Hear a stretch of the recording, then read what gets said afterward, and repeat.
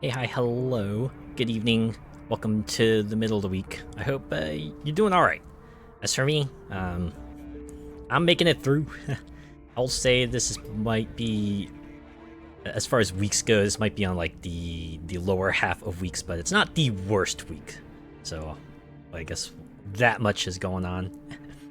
Hey, hello there, Molecular Shadow Fox. How are you doing tonight? Good to see you as always. Any case. We're here. We're gonna start on the second week. Well, the second week, like real-time wise, of Project Cars. I think in game time, it's been several months, but last we left off, we got one championship, right? Got about halfway through the second one, so why not? Why not continue along that line, right? Get back in here. Getting better, thanks. It's been quite rough thus far. Oh man, has it just been one of those weeks? I feel like I've been seeing it around a lot. It seems like quite a few people have maybe run into like a big issue or another. But yeah, I don't know. My Discord account got hacked on my. Oh no! Oh jeez. Yeah, that would definitely put a damper on, and on Monday of all days too. Sheesh. Yeah. Well, hopefully something will come out of it. Like either you get your account back, or at the very least, no further harm comes from whoever jacked your account. Right. Okay. I guess not much to do here except continue along our kart master's career, right?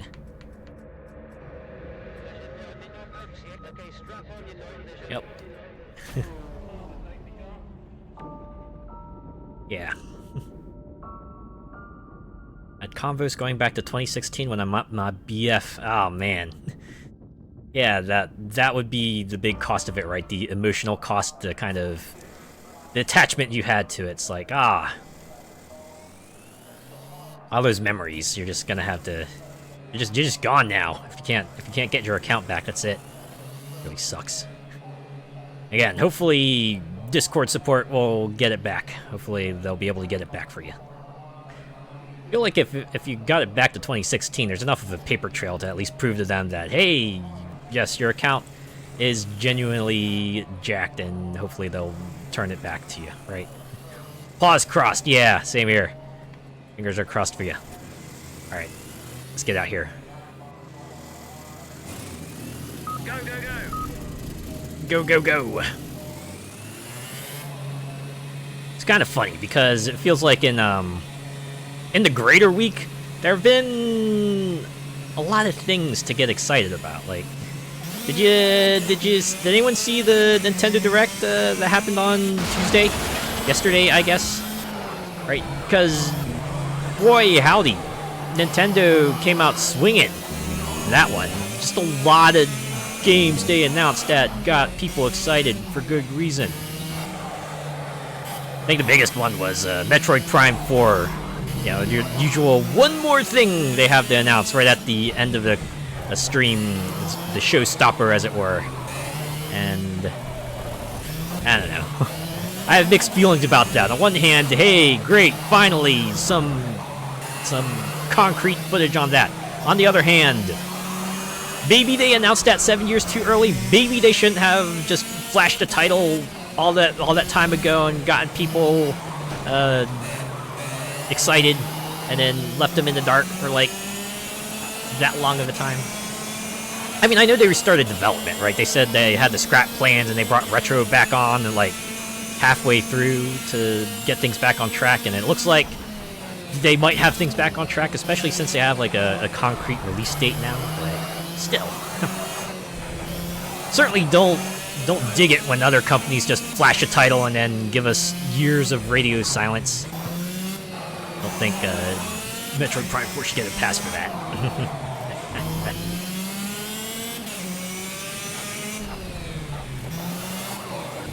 Only thing I've seen was the Forza Horizon 5 livestream, and I was like, what the fresh hell is this for the next update? Not interested in the new cars at all. Then the kick in the face was that they announced that car pack, 3 of which are the same car. Oh! Yeah, right, the Universal Icons pack. I think a lot of people found it weird that there were 3 DeLoreans in there. Guessing one for each version that was in Back to the Future, but yeah, that was weird. I have to admit, I was excited about that, but I did get a reply saying, you know, they are missing the car from Ghostbusters, and I have to agree with them there. It's weird that they don't have a Ghostbusters car in there. Reeks of cash grab. You know what? That's fair. This is very much a cash grab, just very much that nostalgia bait. Like, hey, you remember Jurassic Park, Knight Rider, Back to the Future? Here, get this car pack. I guess they got me good with it, but yeah, I can see why other people might not be too enthused about it. Perhaps a bit of a shame it's coming after the retro wave, which was pretty sweet, all things considered. Like, goddamn. Oh, wow. I didn't realize they didn't have that qualifying wouldn't be that long. Or maybe I did too many errors? Who knows? Go, go, go! But yeah, the one that added a new radio station with a new DJ, and again, they prettied up that section of the highway with all that 80s neon vibe to it, and the challenges and the cars featured and everything too was pretty sweet. I'm happy Kit is there, but other than that, hard pass. Alright. Well, I guess they can't all be winners. The only bummer to that is, I guess, if you're really not feeling a particular season, you're gonna have to wait like 4 weeks to see if the next season's gonna be any good. Or I guess you could wait until the next season rolls around and then see the preview and then determine if you might be into that or not, but still. Long time to wait if you're absolutely not into a season. Ghostbusters was Columbia Pictures, so maybe they didn't get the license. No, that's a good point. I actually read up on Ghostbusters on Wikipedia to see if... oh, wait. Does Universal own Ghostbusters? Just in case, because, you know, if they don't, then that might explain things, but... I don't know, it does seem like Ghostbusters was featured in other Universal-related things, so... there's a precedent to it, so... Yeah, the fact that there's no Ghostbusters in the Universal Cars pack might be a bit of an omission there, right? They could have given us the legit A-Team van. Yeah, they could have, right? They already brought in another TV show car, why not give us the A-Team van? That's... People know the A-Team van. Can't claim they don't.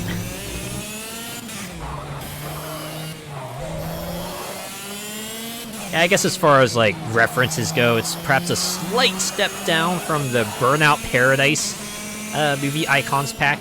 Even though those only used, like, pastiches of the vehicle of the movies they were referencing to, that one at least had 4 different vehicles, whereas this one technically has 3. So there's that.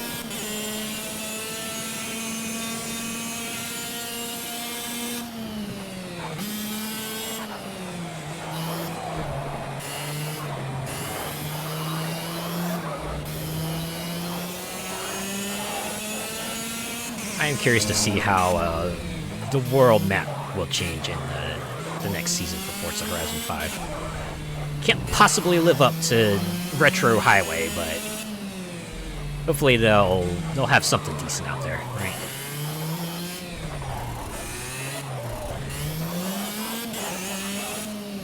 The whole cars and copy thing.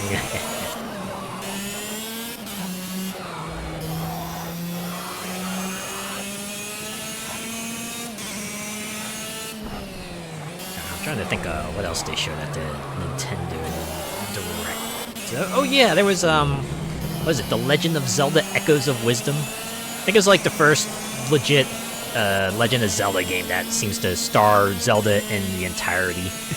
I do like how it begins, where it's like, oh yeah, this is would have been the end of another Legend of Zelda adventure starring Link, but then he gets captured by the Void, some sort of Void portal, and now it's up to Zelda to go essentially play like Dragon Quest Builders and find out what the heck's happening. The Echoes thing seems pretty neat. They're like copying objects and then you can just like paste them all around the world. She basically has like a copy-paste power. It was great because the gameplay portion showed like an example where Zelda was stacking beds upon beds to get across a high wall, so that's pretty cool. And it's coming out in September. Looking forward to that. Oh, and there was also the Mario and Luigi game, Brothership. To be honest, I thought Mario and Luigi was like as good and done following the closure of Alpha Dream, but seems like someone's willing to take the reins after that, and it seems like they're at least trying to keep faithful to the Alpha Dream games there. Yeah, the animation looks fantastic, and even though it's in 3D, it still looks a lot like the style from the sprite-based games and everything, so that's pretty cool. So like Scribblenauts, yeah! It's kind of sort of like that.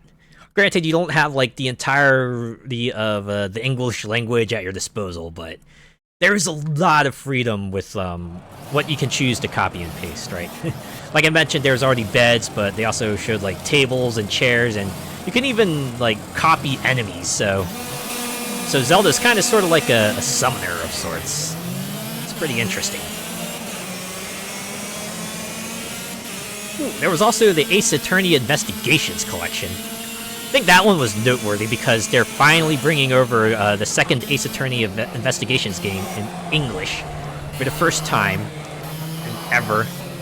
They only ever copied the first Ace Attorney Investigations game. The sequel, for some reason, didn't get localized, but here we are, finally, with the collection. It's coming over. Maybe we should have expected it after they were willing to bring over the great Ace Attorney as a re-release. But glad it's here. And the fact that you can switch between the original pixel sprites and like remastered art, and it seems like the remastered art is pretty faithful to the original, so that's pretty cool.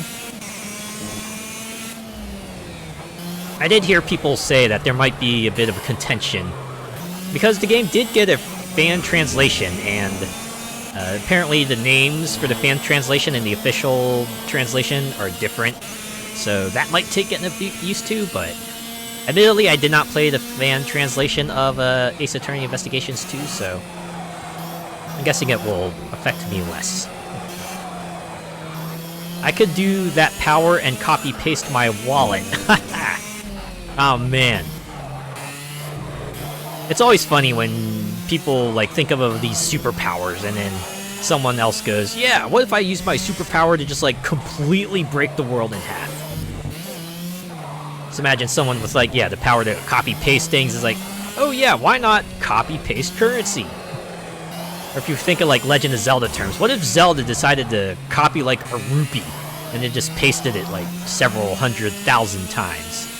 Not that she has to do that, considering, you know, she's a princess and all, but... Yeah, on the other hand, printing money is, how you, like, cause, inflation and stuff, right? Carelessly printing money, I should say. That's how you, make things meaningless after a bit.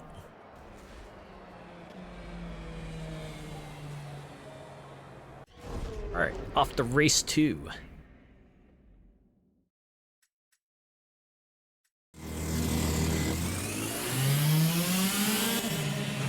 Man, we're in a new track.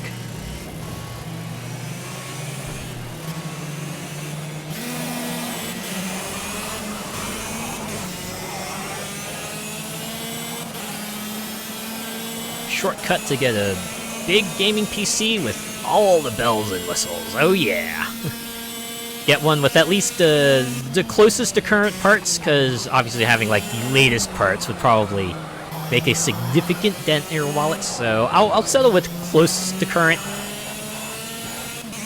Like maybe like a year or even 2 years old. Because those won't be as highly sought after. Boy howdy. I still remember when there was a shortage of parts. I think it was like a GPU, because that was when the cryptocurrency craze was like firing on all cylinders, and everyone is scooping it up so they can get whatever meaningless electronic tokens were all the rage at the time. I'm like, dang it. Making it harder for anyone who wanted legitimate parts for like legitimate reasons. Like, come on. That was me for a while too, because for a good long while I had like a potato PC. It was so potato that it barely ran like even Genshin Impact. Right, that took a long time to load and stuff, and I put up with that for a while. And then finally, my older brother said, "Hey, I got this old PC that I'm not going to use anymore. You just want to buy it off me?" And then I said, "Yeah, you know what? Sure. It's going to be an upgrade to my current potatoes, so yes, I will absolutely do so." And then I bought it, and then I hooked it up, and I just got blown away by how much faster everything ran. Now, that was like several years ago, and the computer I got was like several years old, so I'm guessing at this point, my current PC might soon reach, like, outdated status, so I might just actually try to look around and see if I can just swap in parts, because I feel like just getting a whole ass new PC would be more expensive than it's worth. I should just see if I could swap in some parts and get myself a performance boost that way.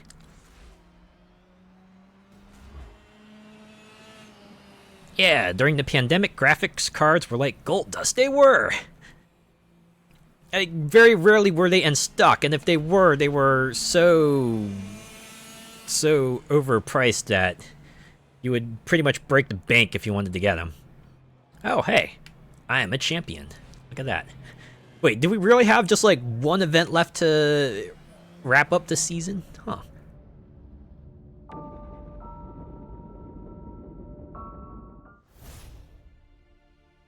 There we go. Bronze accolade. I'm guessing that's silver. And that should be gold, but nothing's coming up in a congratulations window. Oh, here we go. We got two more offers. Hey, come join our group here. You couldn't get a 3080 for anything. Every online place was constantly sold out. Yeah, they were. Oh. It's been 2 years since I upgraded mine. Mine was just before Forza Horizon 5 released because I wanted to run it at max settings. You know what? That's usually a good reason as any to upgrade, right? You got that game you want coming out, and you're like, oh yes, I want to get the best possible experience out of it. Good time as any to change your rig, right? So let's see what we got here.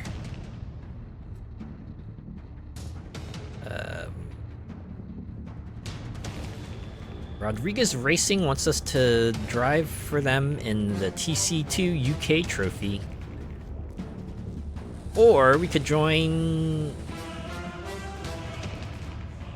Torque Riders and drive and race in WMD Euro Track Day.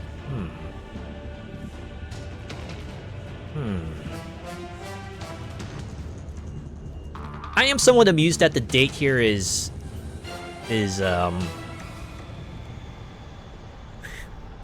victory achieved. Heck yeah. 2 championships under the belt. Oh yeah. This music needed that redeemed. Yeah, it did, right? This is like boss music that's playing right now. And it would absolutely be the kind of thing where it would like cut out as you defeat the boss and you see victory achieved just show up. Okay.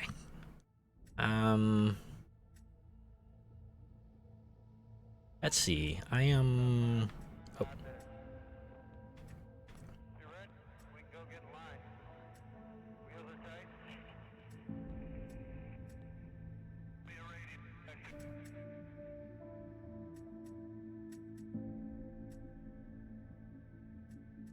Oh wait.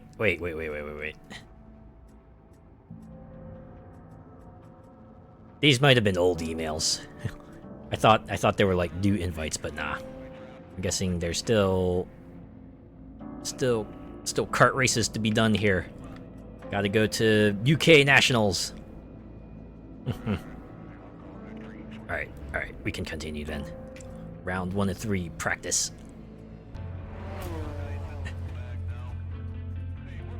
I mean, that's just a VTuber thing, right? VTubers, they sometimes miss details and stuff.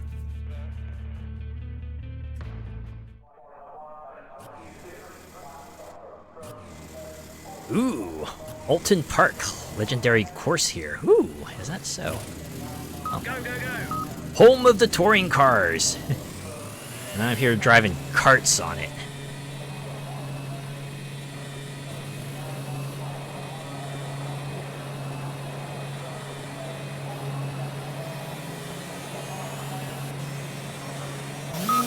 Steady on the outlap until you get some temp in those tyres and brakes. Yes, but what if I have the simulation settings turned down? I forgot how squirrely karts were. You think I would have realized that after my previous championship of driving with the karts, but there we are.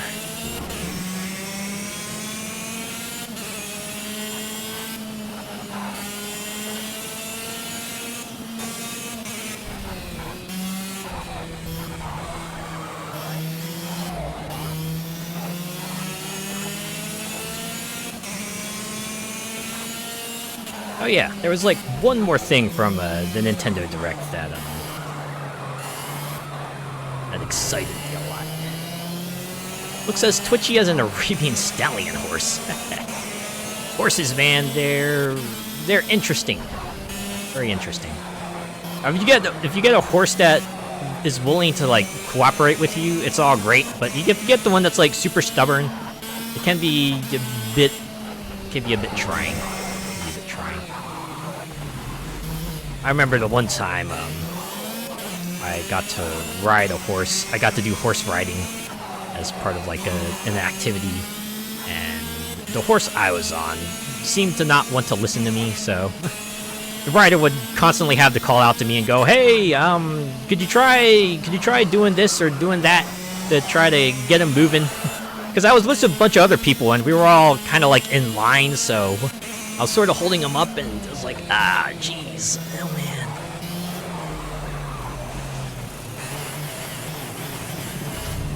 I imagine horse riding is a lot of fun, but it's not something I would do. It's not something I would do very often. Has anyone else done horse riding?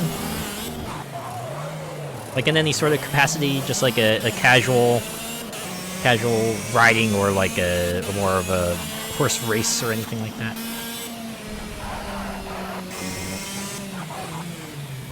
Hook your tongue and squeeze with your heels. You know, that was the advice the group leader gave me. It's usually the signal to let him know, hey, get moving.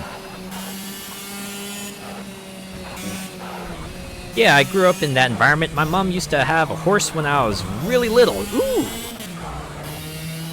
Or a farm kid.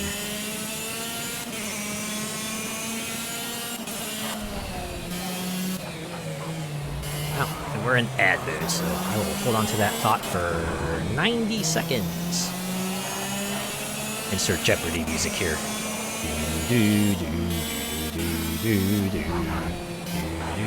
Etc. You know how it goes. Jeopardy think music, man. It's like one of the more recognizable tunes in pop culture.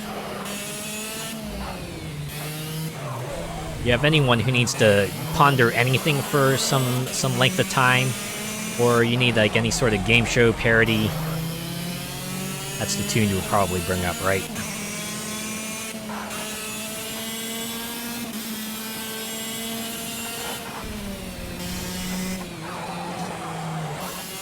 Now, it's been a while since I seriously watched any game shows. I don't know, it's like since I moved out of my parents' place, I noticed I watch a lot less cable TV. And then anytime I do go to their place, I end up watching whatever they have on cable TV, because, heck, what else is there to do? Right? Apart from talk to them, but even then, you know, there's only so much to talk about. Yeah.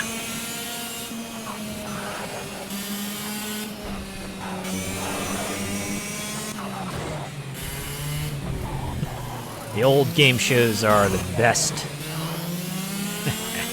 Aren't they?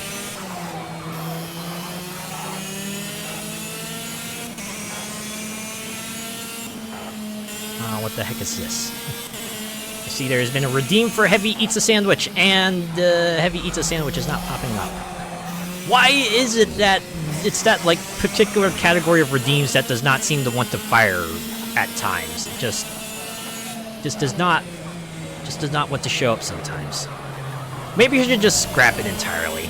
If it's just gonna randomly not show up, then I don't know. Shouldn't have it on there. I did refund the other one that didn't fire off either. I feel bad having you spend those points and oh hey look, loading. Yep, that's me and the stream. We're both loading sometimes. I kind of sort of feel like that tonight. Also, hello, Godfather. Good seeing you, as always.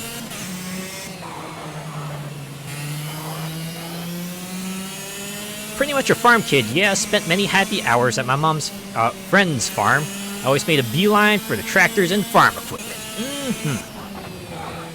It's always fun getting to ride around those big, powerful machines. I can get that feel. I absolutely get that. Hello! Yes. Hello to you.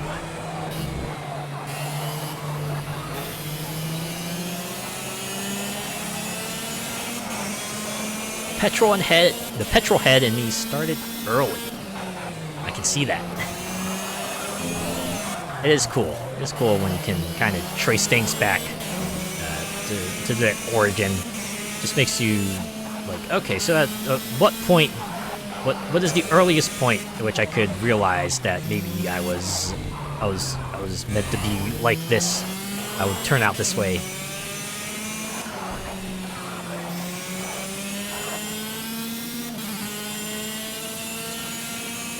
Something like, oh yeah, I like tractors a lot, so that's where I started becoming a bit of a tinkerer myself. I'd say collecting the Matchbox cars. Oh, you know what?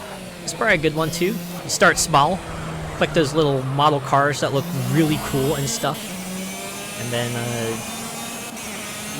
you expand from there in one way or another.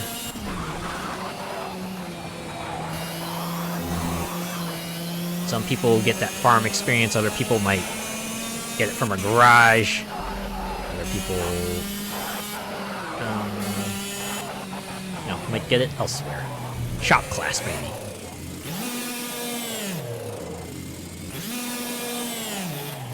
Alright.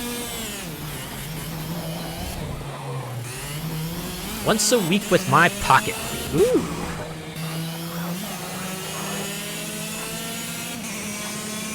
I think the most money I got was like a monthly allowance, and even then it wasn't that much. I would also get money based on my like report card grades. That's what my parents did. Give me like a certain amount of money for every A and B I got. Even then, it still didn't amount to much, so yeah, I had to really ration out my purchases.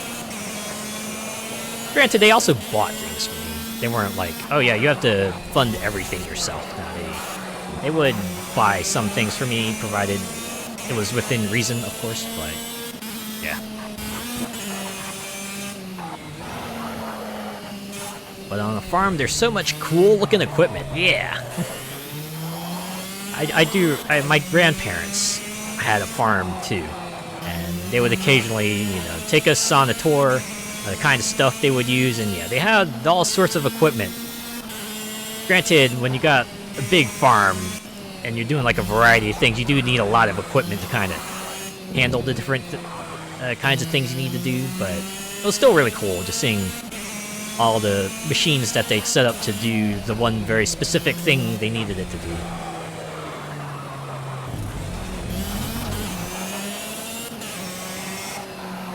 Boy Scouts made me love cars. Oh yeah. I remembered I'd sit on the wall at the front of our house calling out what every car was that went past. I did something like that too, or at least,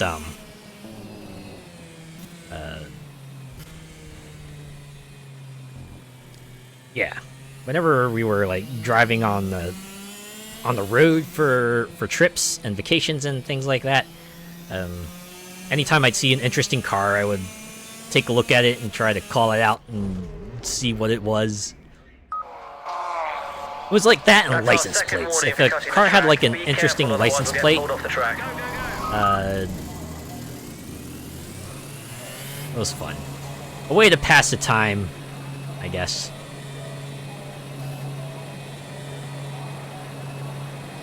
Because what else are you gonna do in a car? Right, before the advent of like portable game systems and smartphones and what have you, activity books, car-made board games and all that, most you could do is like look out the window and see if there's anything remotely interesting to keep your mind occupied.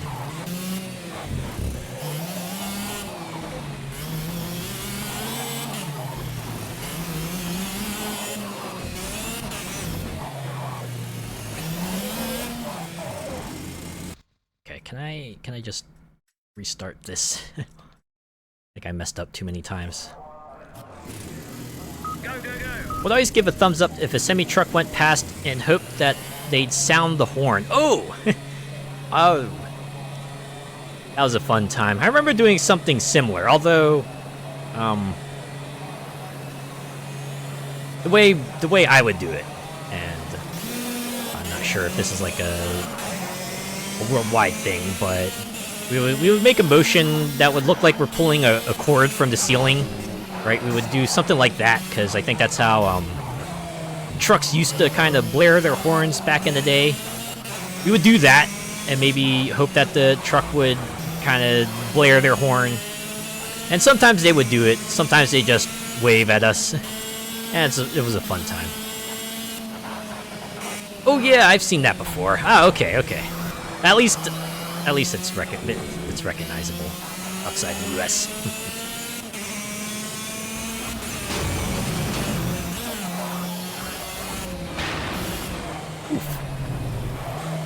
I guess it's like Forza Motorsport. Don't go off-road, because if you do, you're gonna pay for it. You're gonna pay for it a lot.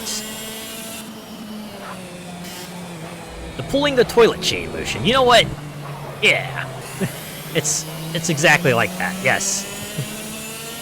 Or, any sort of, like, old-fashioned ceiling light bulb. Perhaps something you see, like, in a basement or, like, a musty garage that's disconnected from the main house. That has one of those pull chains you pull to turn on the light. Also, something like that. I do think most truck horns now operate similar to car horns, where you just, like, press the center of your wheel and then you get the horn, but yeah. Back in the day, that's how things are like. Although I think that was, like, more prominent, at least for me. It was more prominent during bus trips, during field trips with the school. I think it's because it's easier to see trucks that way, and I also had friends who liked to do that, and sometimes the truck drivers would indulge us. Oh yeah. Fun times. Yeah, mine is like that at work. Oh man. It's gotta be a fun time. That's when you know a building you're in is like either old or old-fashioned. You see a pull chain for light.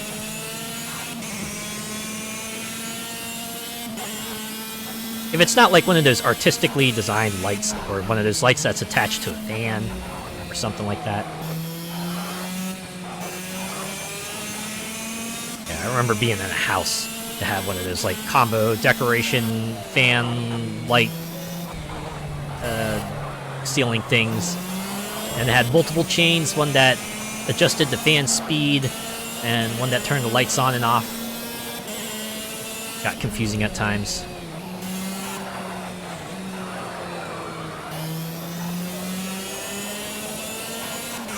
My house was full of those when I first bought it. Oh man. Must have been fun. I'm sure most people's reaction, if they were to see that, and the light is not in like a basement or something, would be to try to update it. I imagine anyways.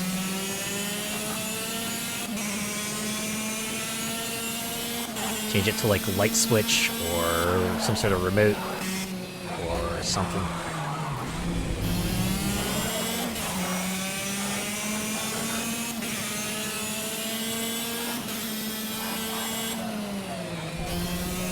Looks like some abandoned house you see on Urban Exploring. Yeah! That's exactly what I think. Again, the pull chain just denotes how old or old-fashioned a building is. And if it looks dilapidated, even better. For a nominal definition of the word better.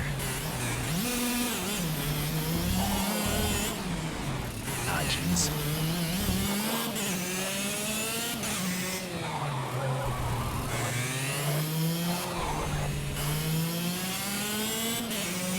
To give you an idea, the wiring was that old braided style. Holy crap. Oh man. You're really taking me back there.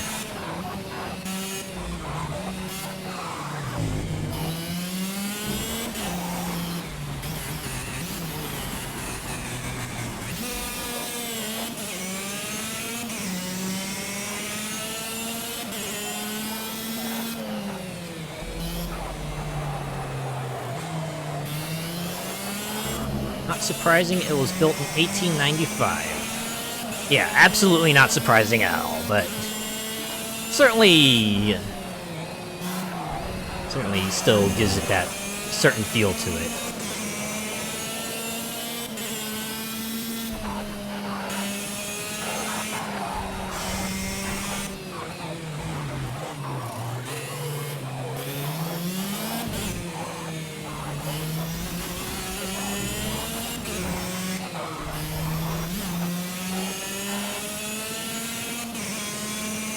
Old grandma house vibe, oh man. Oh man.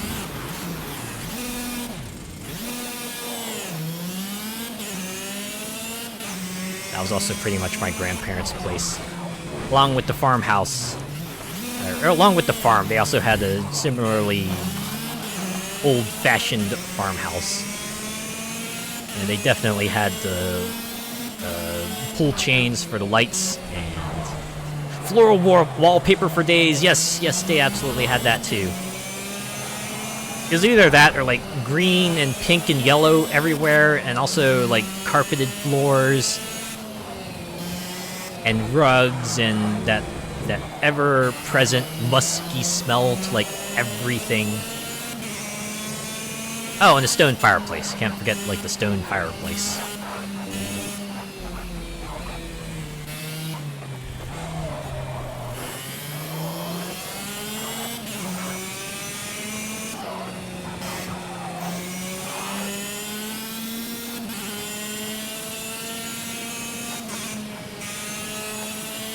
I think they even had a TV that was like very old. It was like a CRT, right?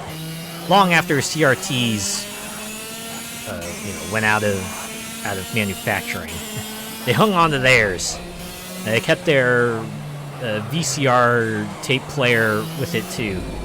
So anytime we would go over, we would more likely than not watch one of their really, really old movies, and it sure was a fun time. Okay, can we just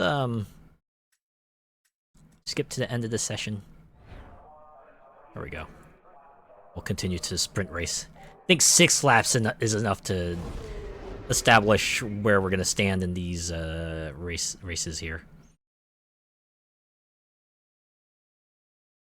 Big money, those old school fireplaces. Ah, I can't. Yeah, absolutely. This place had one proper old fatback TV on a stand. Was like time had stood still. Certainly feels like walking into a time capsule when you see a CRT monitor, especially these days. Long after people don't make them anymore.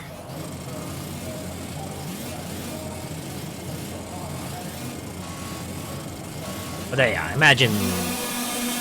Green, green, green. Go, go, go. There will be every reason to try to keep them going as long as possible. Because, you know, there are going to be some folks out there who will want to watch shows and play games that way. Right? If you want that full retro experience, you're going to have yourself that CRT television. Or monitor. Either way.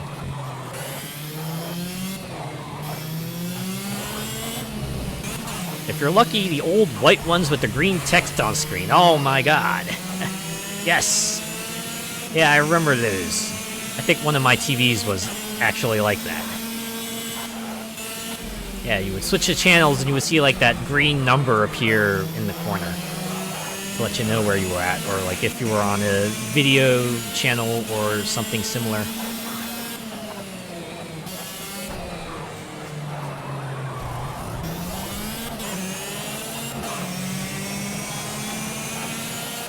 And then they had like the knobs for the other things too. Nearing the end of the race now, just 1 lap to go. Bring it back to us. So you had to be very careful with messing with it. Like I remember there were ones that let you adjust like the horizontal and the vertical scrolling. I think it had to do with like the way by 1 second. Try and extend the gap if you can. We need a bit more buffer. your TV like received the signal, but I just had fun like switching that knob one way or another and just watching the picture just go zooming by. Of course, I would make sure to adjust it back because, you know, don't want people to turn it on and see that. Right?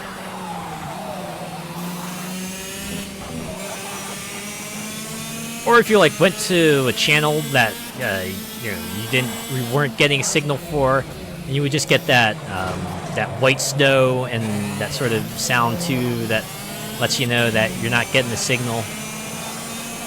It was like a little weird and a little freaky. Great start to the championship. Full points, maximum score. Well Whew! done. Pulled it off at the end there. I almost messed things up, but managed to hang in there, thankfully.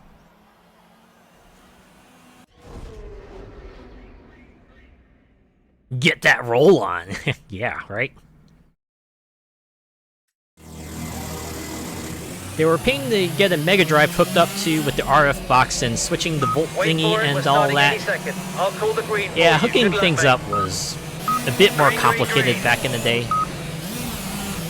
I do remember you had to like hook your console up to specific like inputs on the plug. And sometimes you wouldn't have the right ones. You had to like go out and get an adapter maybe to get it all right. And even then, things might not work out, so you'd have to try to troubleshoot things. And you know, back in the days before the internet, you only had yourself to rely on, and maybe word of mouth from other folks. Oh, hi, Azure. Hello, Venom. It is good to see you. How are you doing tonight?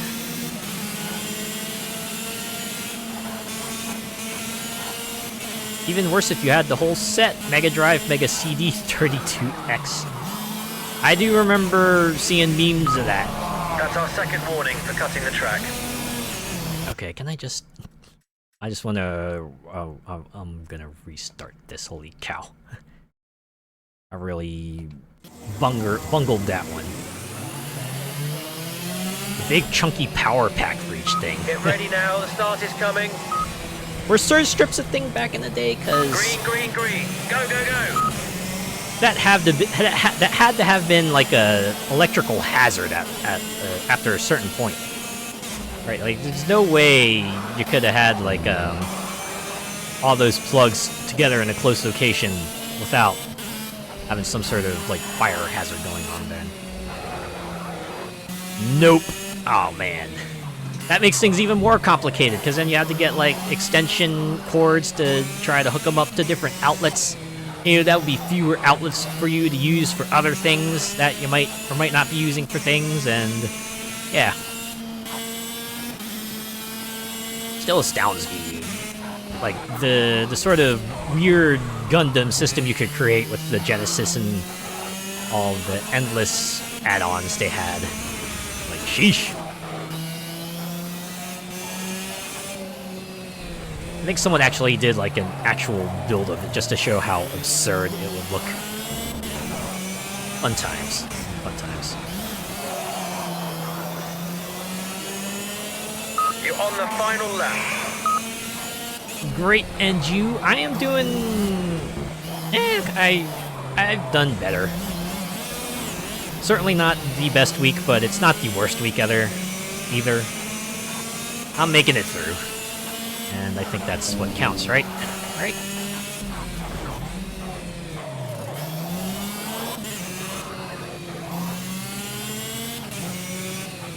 God help you with the smaller extension strips. Oh, man.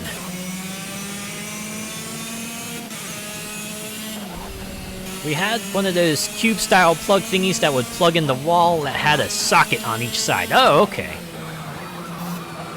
So you kind of sort of had a sort of like a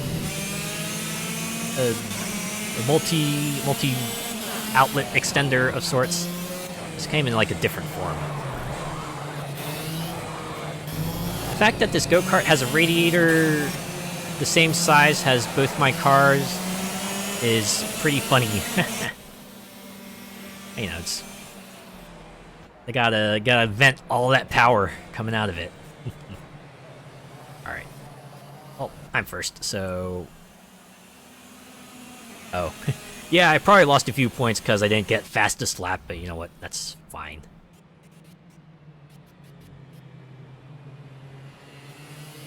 I mean, hey, I'm still, like, first overall, right? Got first in the first race and second in the first race. Jay was nowhere near podium in the first race, so... That means I'm doing better. Yeah, a whole 10 points better. Eat it, Jay.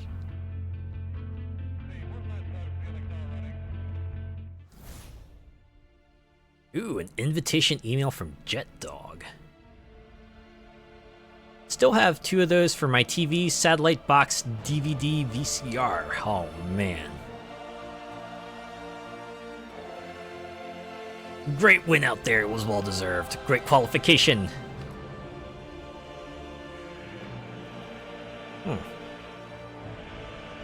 So now Jet Dog has given us an invitation, but I can't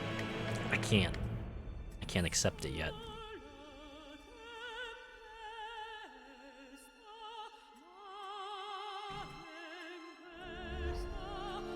To get through these Super Kart Nationals.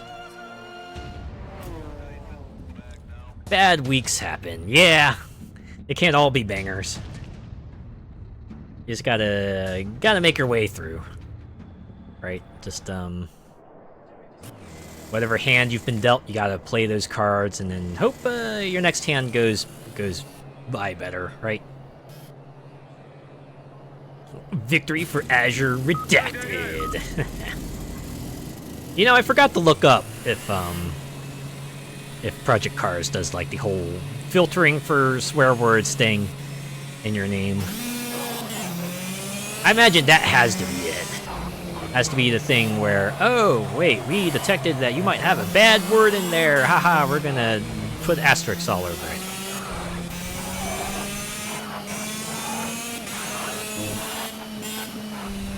It does make it look like that they're trying to anonymize me as much as possible, though. Like, ah, yes, who is this mysterious Racer X coming in to dominate the racing landscape. Who could they be?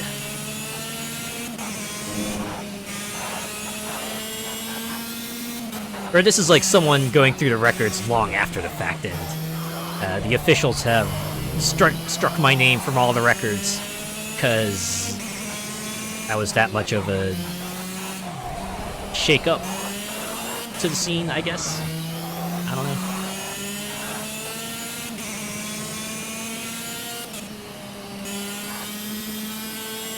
A friend of mine has that issue with Xbox. Can't use his name because it thinks it's a swear. Oh, man. Yeah, it's a bummer when you try to pick out that name that you've been using for a long time, or even worse, if it's like your actual name. Not that I would advise people to do that. Don't put your actual name in your username, but if you were to do that or if you were to try to do that and you couldn't because, oh, wait, the system thinks you're trying to put in a swear. It kind of sucks. So you have to like either put in a nickname or try to think of a synonym or just go with an entirely new username. And you might be like a little distraught or maybe very distraught because like, no, that other handle is like the one I've been going by. It's B. Don't they get it?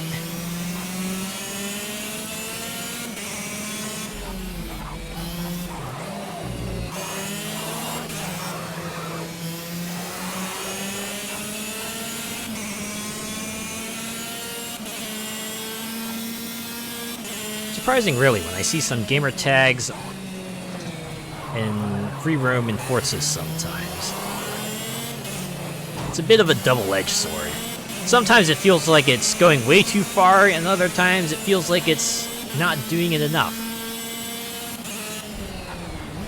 Just wondering, like, sometimes, wait, why did you catch that? But you didn't catch this other thing. I'm sure we can all think of a lot of examples like that.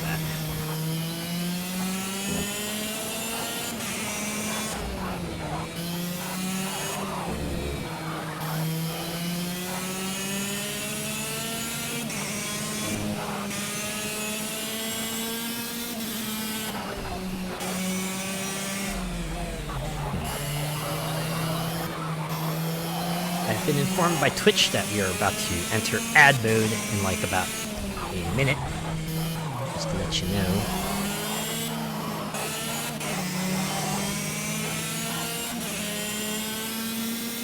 So if you do have any thoughts, you can hold them for like a minute and a half and then we can get back to business, as it were.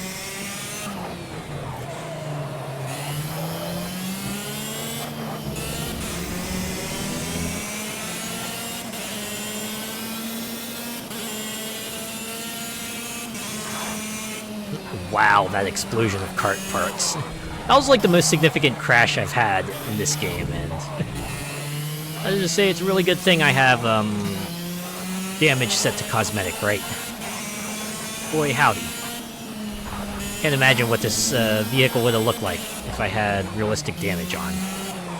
Probably wouldn't even be driving, that's for sure. Would have been like car totaled, and that would have been that.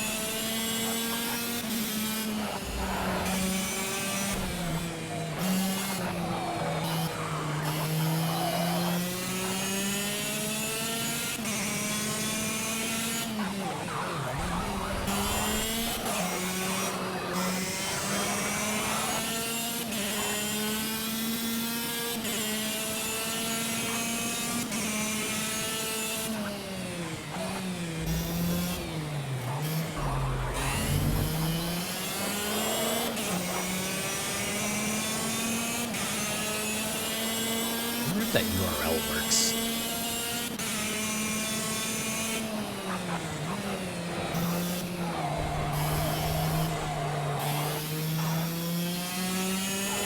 Maybe I'll try it. Maybe I'll try it afterwards. Also, welcome to ad mode. There's a new chat message, but I will read that in a bit.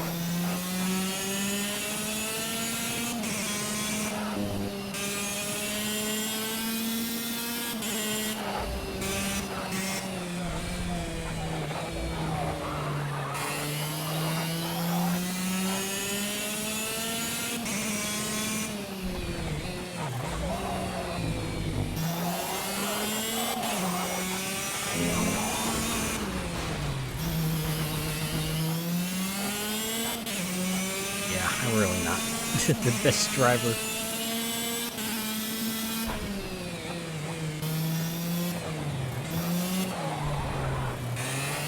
This game is definitely more on the sim side. I think I said it already, but I did check. Someone did suggest a configuration to try to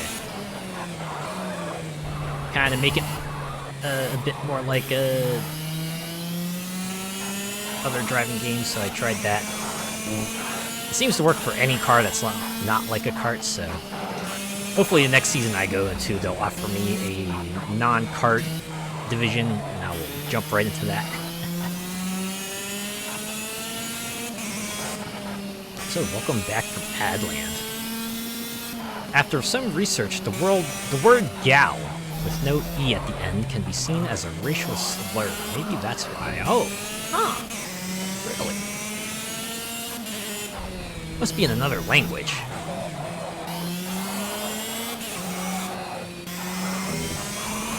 Kind of understandable.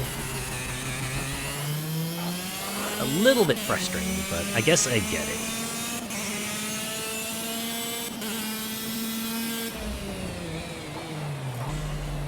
I guess that's why you don't hear that word that often these days. Must be because here, if you say gal, it's shorthand for girl. Yeah, it's the same thing in the US. And you know, most people don't find that, or a gal in that context is not offensive. Right, we have people who usually casually say something like guys and gals, and, you know, it's just super informal, yes, but most people would usually be fine with that. Yeah. But hey, if that's not a good word to say in another language, you know what? I get it. I absolutely get it. Gotta cover your bases and all that, but... And there are plenty other words in the English language you can use to kind of address everybody, so, you know.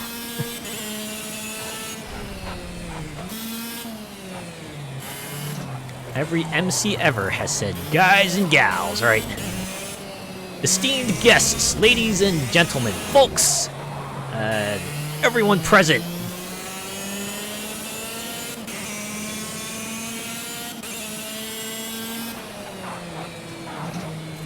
Ladies and gentle floofs is one I came up with. That was a pretty common variant for a while there, right? Well, he's like, ladies and gentle, substitute men for another word. Whatever works for you. Or like some sort of group moniker that has like an L word and a G word, and yeah, covers a lot of bases.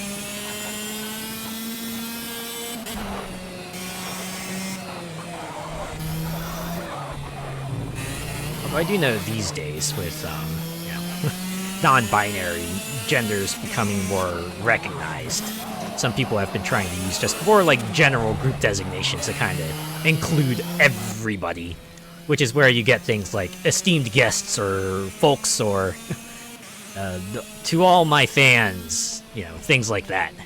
And you know what? I can appreciate that too, right? You want to be inclusive.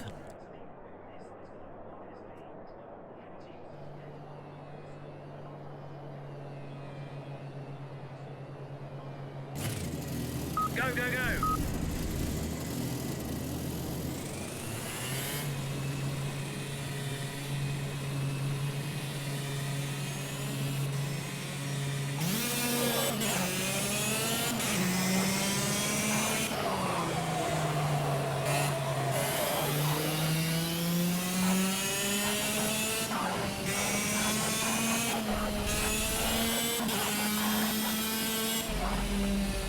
Oh yeah, there's like one more thing that caught my eye during the Nintendo Direct, and that was when they announced like the Marvel vs. Capcom Arcade Classics collection. Admittedly, even though they announced it during the Nintendo Direct, it's also coming out for the PlayStation consoles and PC. No Xbox, weirdly enough, but if you got anything else, then you're good to go there, but it's including like a whole lot of the old Capcom Marvel vs. Fighters, and for some reason, the Punisher arcade game. But that's pretty cool, because... Okay, good luck. Let's try and take pole with this lap. Focus on the apexes and carrying speed. It's the first time in a long while that people have been able to play Marvel vs. Capcom 2 in like a legitimate form. Because they did have it back on like Xbox Live, and they also had like the Marvel vs. Capcom arcade collection back then too, but I think it's been long since delisted. But now that we have this, we at least have like a new limited amount of time to get it again, so I'll probably have to grab that while I can. Maybe when it goes on sale, because I imagine that collection's going to be priced fairly high. Yeah. I know a lot more other people were super excited for that, and I can certainly see why. Certainly something to get excited over.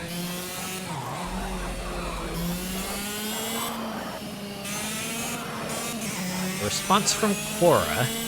Textbook-wise, no, it's not. But back then, yes, it very much was, and to this day, they will still say it. And they didn't have to put the N-word in front of it to make it so. Just like the word boy had a different meaning. Gal was what they called the female dogs and the AA women. Boy was what they called the male dogs and the AA men. If you don't believe me, look at any documentary back from the 50s and 60s, AA meaning African American. Definitely depends from where you are. I did reach the 500 characters limit for that. Huh. I see. So there's definitely context there, but I can see why they wouldn't allow it anymore in that regard. Yeah. I absolutely get it. 100% no. I pray that they add Hauser, that Marvel vs. Capcom. I did see people hopeful that's like, oh man, what if this leads to like Marvel vs. Capcom 4? I still feel like people should just keep dreaming for that one. Unfortunately, especially since Marvel's owned by Disney now, like any sort of Marvel vs. Capcom game is going to be severely hampered. Just like it was for Infinite, right? Because people were kind of not too hot on the roster for Infinite. Admittedly, that wasn't just for the Marvel characters, that was also for the Capcom characters. But still.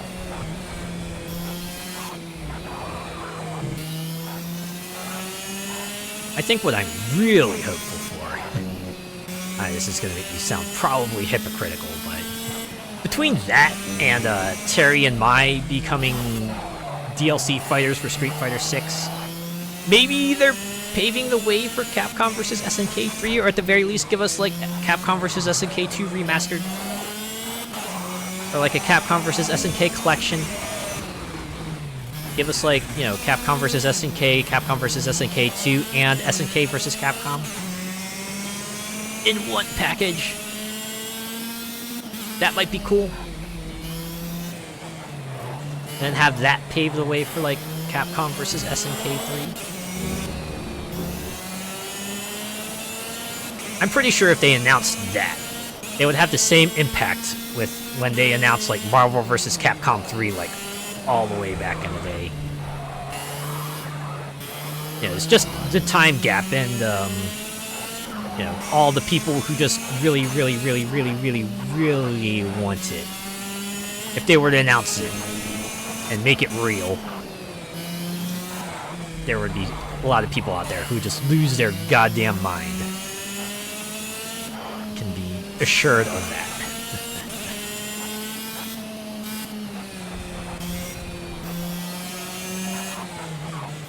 If I learned one thing from being on the internet, is that you do not mess with Disney. Yeah. Do not mess with the people who have like a zillion dollars, because, you know, even if you do have the higher ground to stand on, they can still like beat you out by sheer endurance.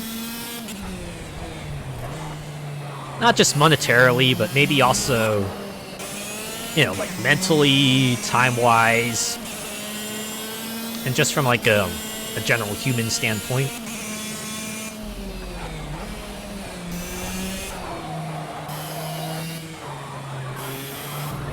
God help us if they use the latest version of Omega Rugal. He's so OP.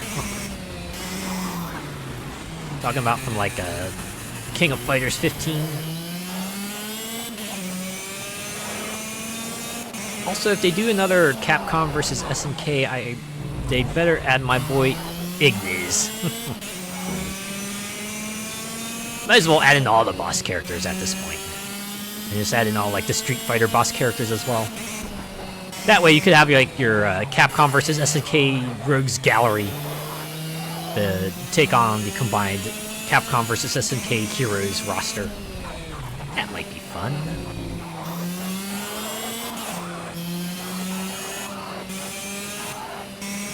Get those dream matches going. Oh yeah. Let's do it. Everyone loves a good dream match game, and the crossover fighter is going to be by necessity a dream match game. Because, you know, those don't happen often, so they're going to put in all the most requested characters out there to get all the fans excited.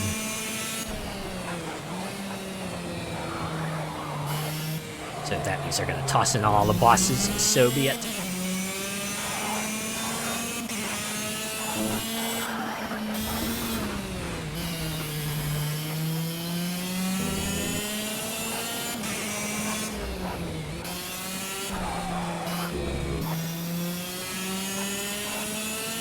I think once I finish this next lap, I'm going to just go to the end of the session. I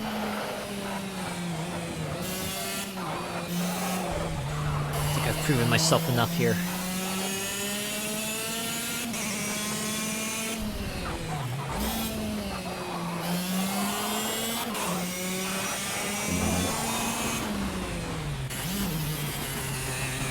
I think my game might have hitched a bit there.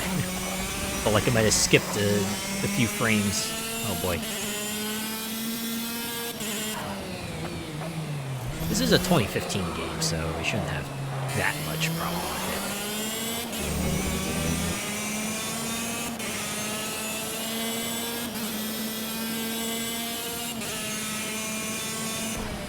it. Okay, there we go. End of session. Let's move on to the sprint. Finally get our drive on. Okay, mate, time to focus on those lights. Let's get a clean getaway and defend that pole position. Let's do it.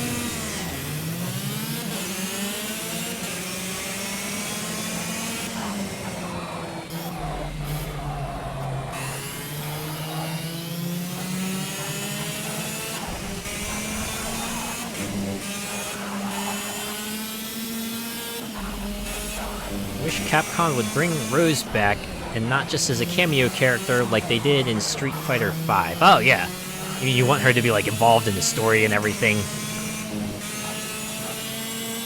Man, that's the thing with like long-running fighting game franchises.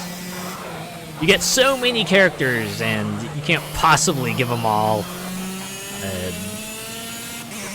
shake in the spotlight, but it can sting a bit when your favorite characters gets shunted aside. I get that feel. When your fave is just like relegated to DLC.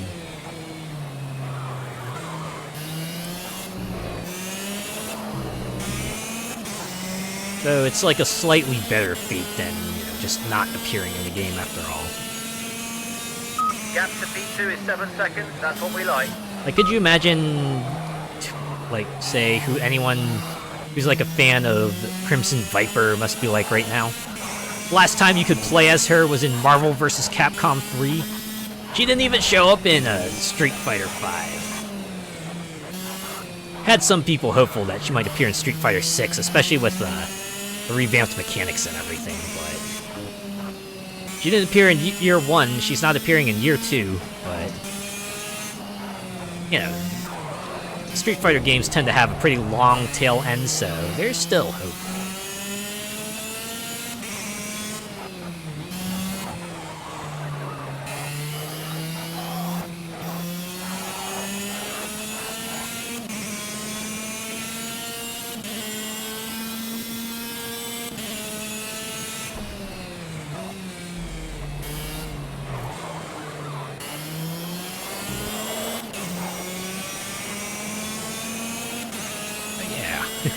Street Fighter 6 celebrated its first anniversary this month. I can't believe it's been like a whole year since Street Fighter 6 came out. Still remember when they showed off like their first trailer after the first one, because I remember the first trailer came out and people weren't like too hot on that, like at all. Probably understandably so, because the logo looked like it was ripped off, and you know, everything else kind of felt off about it. But then, you know, the second trailer came out, and you saw like that explosion of color, and the style, and you know, the revamped logo looked pretty rad too. And I think that got people super excited. And then the game came out, and then everyone's like, "Oh my god, this is as good as it was hyped up to be." I think people heralded it as like the next return of fighting games, right? Brought them back on the map once again, much like Street Fighter 4 did a long time ago. And after Street Fighter 5 kind of fumbled the bag there, they managed to bring it back to full form. So that's pretty cool. Absolute props to Capcom for that. Been a long time since Julie and Junie have been playable characters in a Street Fighter game. Yeah. Yeah, a lot of characters who fell by the wayside one way or another. Julie, Junie, also Q, I think. I don't think he's shown back up.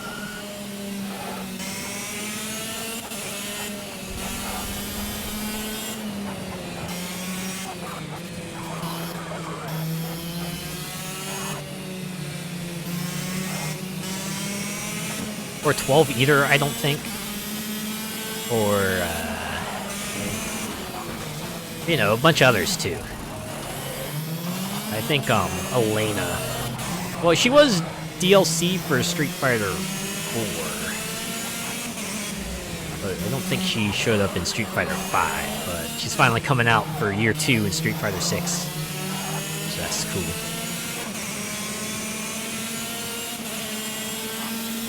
Yeah, M. Bison was like the other Year 2 character.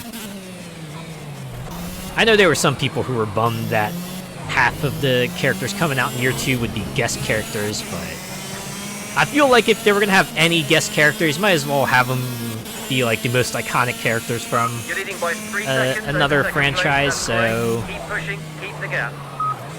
Also, I think this is like the first time Street Fighter's actually had guest characters. Like the main Street Fighter games, I mean, because they've obviously entertained guest characters before in like their Versus games, but this is like the first time they've had like a proper crossover character appear in a Street Fighter game, so it's pretty exciting for a variety of reasons. Especially since you imagine see, it feels like almost every other fighting game now is doing the whole crossover fighters thing, right? They'll have like a few slots dedicated to having a fighter from another franchise.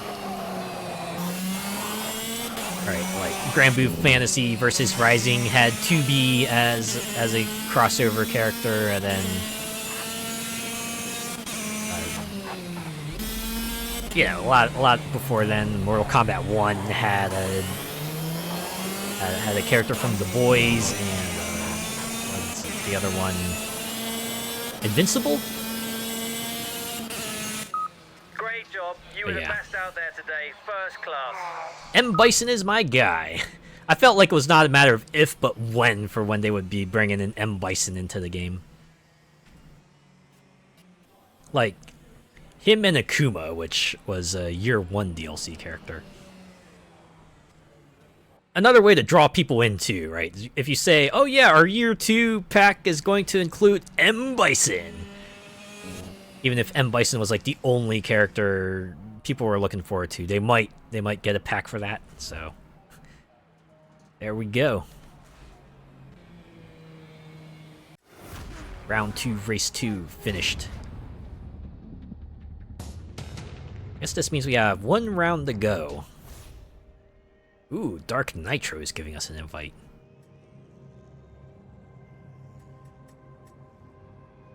I have to imagine once the season is done, they'll group up all these invites and then let us pick where we want to go next, right? Spawn, Yoda, Heihachi, Link, etc. all in Soul Calibur games. Darth Vader, yeah! I think Soul Calibur was like where I got first introduced to the idea of like crossover characters appearing in a fighting game. Especially since, you know, Link in Soul Calibur just felt like the best fit. And he was on the GameCube version, which a lot of people probably had. I know my friend had Soul Calibur 2 on the GameCube, and we certainly had a lot of fun beating each other up as Link and the other characters in that game. I think Soul Calibur's had a guest character in like almost every game since then, right? 4 had the Star Wars characters, 5 had Ezio from Assassin's Creed, and then 6 kind of took a step further, included The Witcher, again, 2B, and Hao Maru from Samurai Showdown. That was interesting.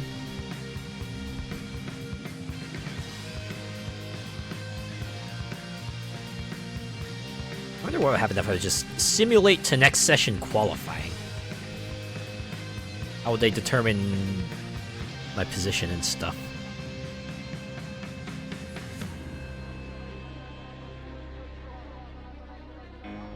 Alright. Well, now we enter for qualifying. I loved how Mortal Kombat got RoboCop and Rambo and Predator. Oh yeah! Mortal Kombat, I think starting with 9, they kind of really entertained the guest fighters idea. Because they had Freddy Krueger in the 9th game, and then the 10th game kind of went all the way, had all those horror icons, and then 11 went with more like 80s movie classics, and then Mortal Kombat 1 had the superheroes from the other series. Interesting directions they've gone for each one, that's for sure. Go, go, go. Never really been a fighting game person, but I can see the appeal. I don't know. It's like, I guess even if you're not into video games, it's pretty easy to just see people duking it out. It's like, oh yeah, you know what? I can see how this would be a thing people get excited by. And it's pretty easy to kind of keep in track, like, who might have the upper hand and who doesn't. Right, like the 2 life bars on the top of the screen just gives you that sort of at-a-glance information to let you know. Okay, you've got a warning from the race director for cutting the track. Try and respect the track limits, keep between the white lines.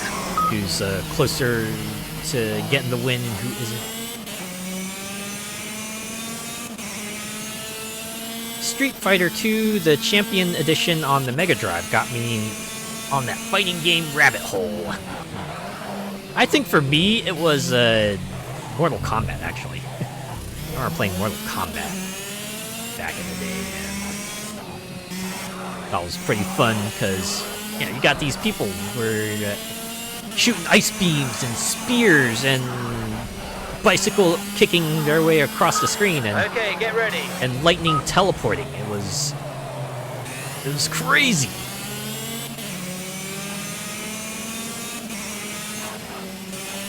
That was my Saturday. My mom and I would duke it out on Street Fighter 2 and Mortal Kombat, etc. I think I said it already, but boy howdy, Mom sounds like the raddest parent ever.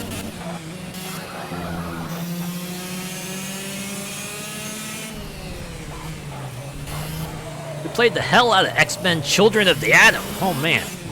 And you can do it again now that the Marvel vs. Capcom collection is coming out.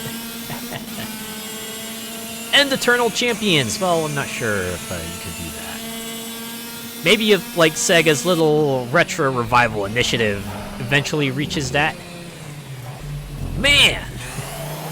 Could you imagine if, like, Eternal Champions got some sort of Killer Instinct 2013 style reboot and became like a mega hit? Or maybe not a mega hit, but became better received because of it? That would be wild, wouldn't it? It would be like the absolute shot in the dark and a hope amongst that vast expanse, but that sure would be something. That would be heaven.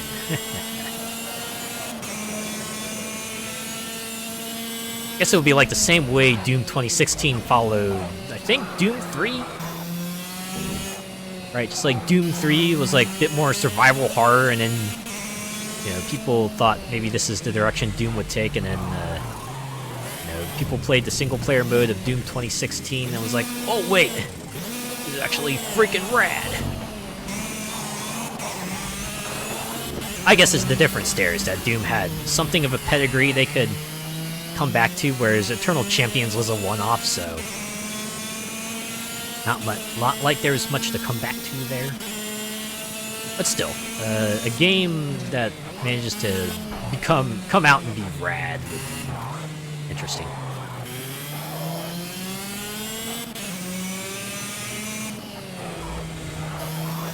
I was huge into that series from the story alone. It was just super fun to play. At least it got a sequel. Well, at least it got that much, right? At least someone believed in it enough to give it another title. Even if it didn't get any more after that.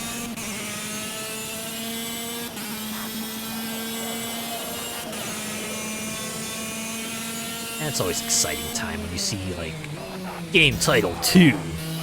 It's like, oh man, this is gonna become a series now? And then the bummer is then when it doesn't come out with, like, a third game in the series. Something about how people seem to like trilogies. At the very least, it feels like if you have 3 of any particular thing, you could have things not feel rushed, and you can wrap things up with a neat bow, too.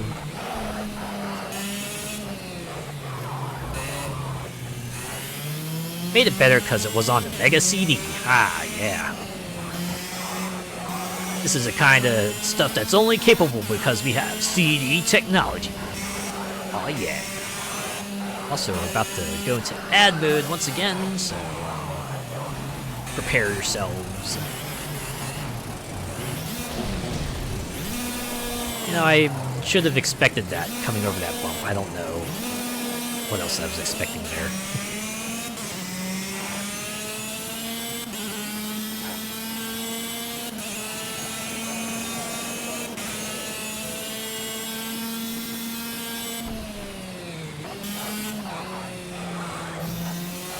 Excuse me.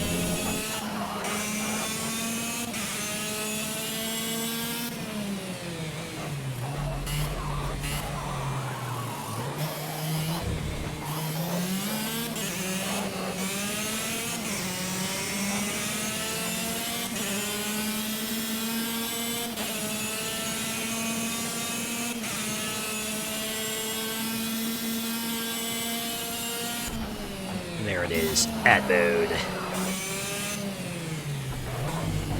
Hopefully whatever ads you get are A-okay.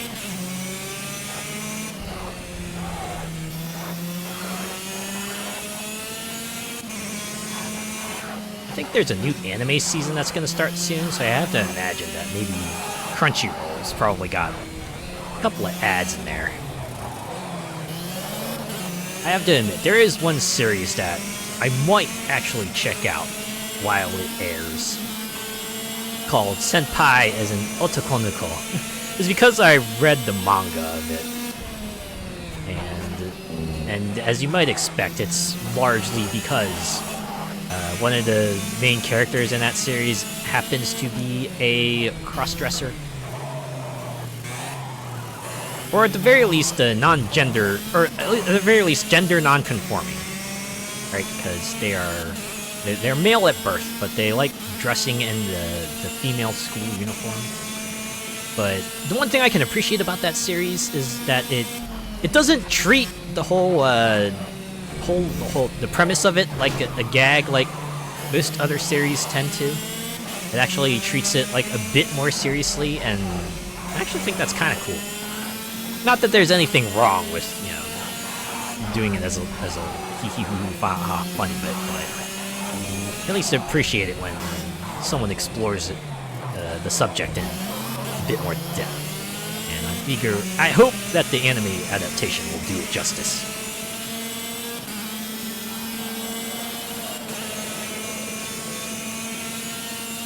What media are you talking about?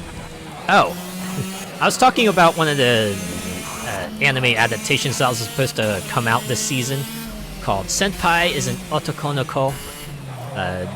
I'm mostly interested in it because at least one of the characters in there is a gender non-conforming one, right? Because they're a guy, but they like dressing in the female school uniform. They actually treat the matter with like a bit of seriousness. They don't just like treat it as a little funny gag, but nothing wrong with that. But it's kind of cool when they make that aspect an important plot point, or at the very least a bit more like significant part of their character, not just something that people are aware of. So I'm personally hoping that the anime does it justice, right? Because it would be pretty cool. Because I think the last anime series that came out that largely focused on the crossdresser was like that Hime Goto anime adaptation. That was like a couple years ago, and that was like your more standard cross-dressing anime gag series, which it was fine, but not the best. And yeah.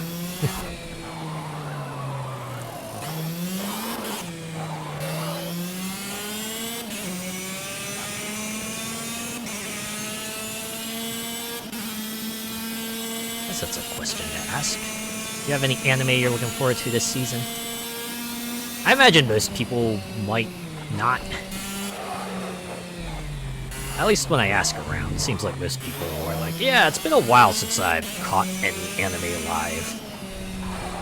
It's like most people these days would rather just binge a series, and that's fine. I certainly get that appeal. Something nice about just, starting it up at noon.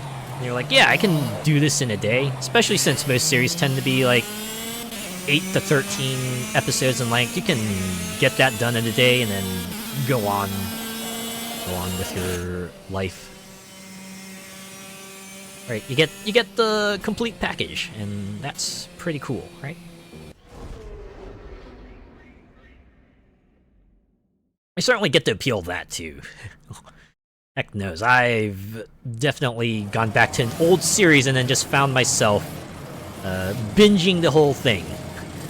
Concentrate on the lights now. Let's get a nice. Sometimes I don't even plan on that. I'm just like, oh man.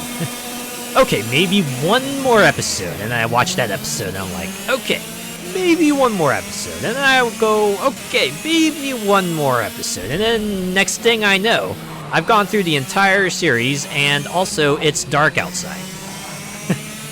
Well, day well spent, nonetheless.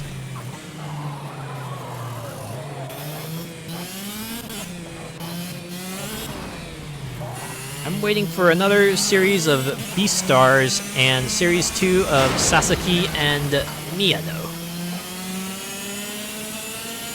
I haven't watched Beastars yet. I know a lot of people were talking about it when it first came out.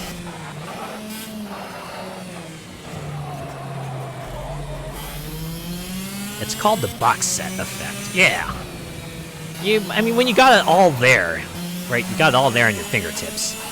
It's pretty hard to not just go. Okay, we'll do one more. It's like when you're eating a whole bag of chips and you have the whole bag in your hands, you're just like, okay, one more chip. Okay, one more chip. And the next thing you know, the entire bag is gone. Of course, at least with chips, you can try to portion things out, close up the bag, stow it away, back away in your cupboard. Try to prevent yourself from getting tempted into getting more, but you know, variable results to that. In contrast to, like, say, the box set or having that whole series available on streaming, you can't really section it off that way because you can't really stow it away in a cupboard or anything like that. It's like, yeah. It was a huge in the furry community, a proper furry anime. But you know what? That makes a ton of sense. I've seen pictures of it. Yeah. They would definitely speak out to the furry community. Yeah, it's like, I need to stop before they are all gone. Yeah, right? It's like, man, I expected this to last a few days. I don't want to have it disappear before my next grocery run. Especially for me, since my grocery runs tend to be just monthly. Me and popcorn. Oh yeah, popcorn is that thing. That's easily disappears. Although, if it's like one of those things where I have the bag and microwave it in the microwave, then I'll just eat the whole thing. Because it's like, well, it's gonna get stale pretty quickly, so I might as well have it all, right? Although I guess the temptation to just stick a second bag in the microwave might be there. I'm like that with cheese and onion Pringles. Oh yeah. Me with any sort of like potato chip based product, I'm like, yeah. I gotta pace myself on these. That or like cookies or little candies. I really gotta watch myself to make sure I don't suddenly devour half the bag.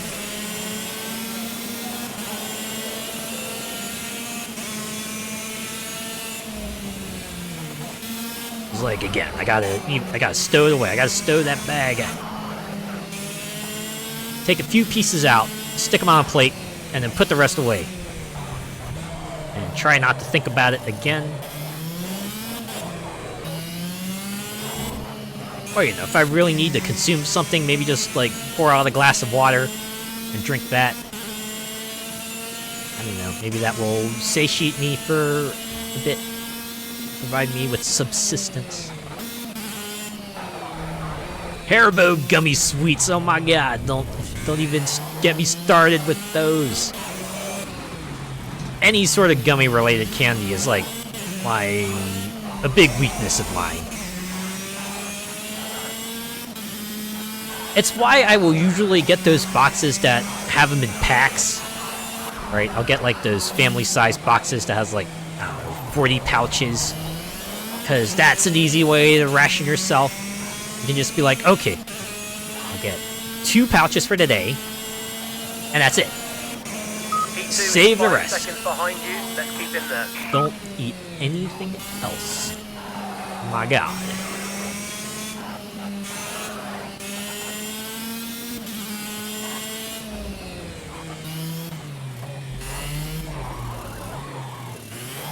You get those huge buckets of Haribo there? Oh, yes, we do.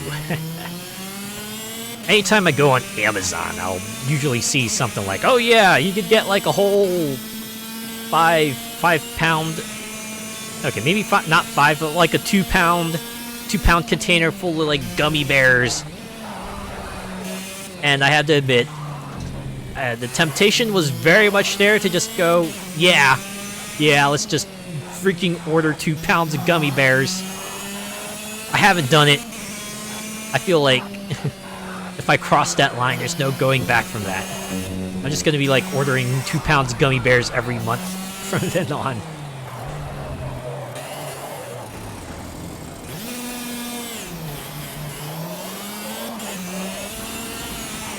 It's like that and gummy worms, especially if they're like those sour gummy worms. Although at the very least, if they're sour candies, then that's like a natural limiter right there. Great drive, the best I've ever seen. The championship is yours. You've earned it. Great job. So I think we did it. I think we got ourselves a championship. Yeah, look at that. Ooh, look at that racing wheel trophy. Soon gone if you start binge watching Crunchyroll. That's like any snack food that you happen to have by you if you just start watching a thing. Because it's like your subconscious just takes over and you're not even paying attention, so you don't realize just how much food is remaining until it runs out. There we go.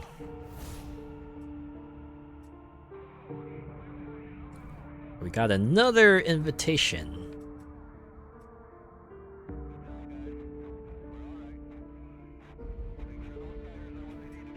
And now we're in the Catering Academy.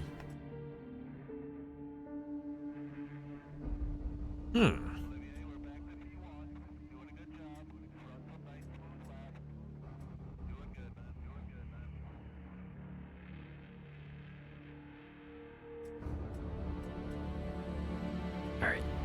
Let's go in here. Round 1 of 4. Oh boy. Okay. We will simulate to next section. Qualifying. I think I'm just gonna like do that from now on. Just skip to the qualifying races, because I don't know. Practice races are fun, but it's easy to lose track of time in them. Even if it is meant to be there to give you a feel for the track. I think I get enough of a feel of it for during the qualifying laps.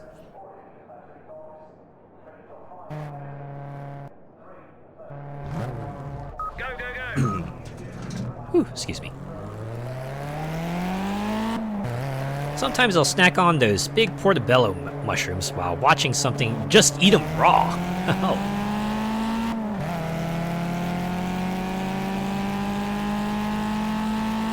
That's like me with carrots, although with carrots it's probably more understandable. Carrots is like a pretty easy thing to eat raw, especially if there's baby carrots. I don't know, something about a fresh carrot and the way it crunches, it just feels good. I don't know. I like the taste of carrots as well, so that probably helps as well.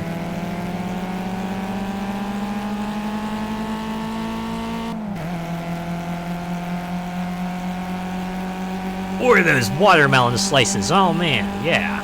You know what? Yeah.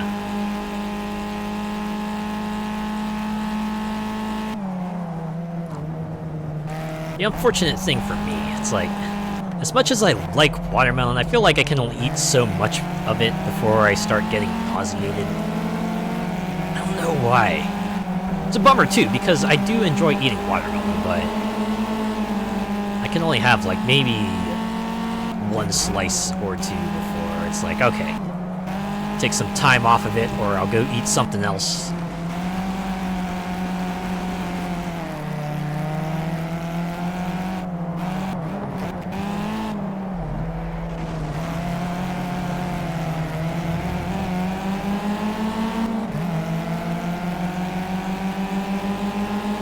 Like, I'm pretty sure it's not an allergy. It's just like something my body does not agree with, at least in large quantities.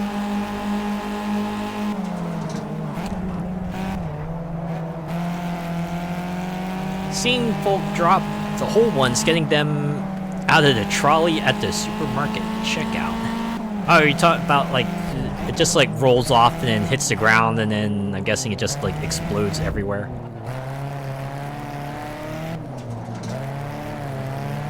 Yeah, you gotta be careful with that.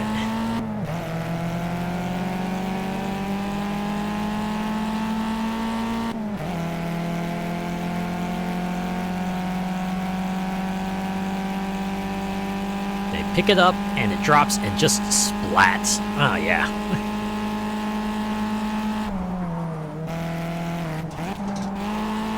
because that also creates a mess that the employees will have to clean up, and that's never a fun time for them.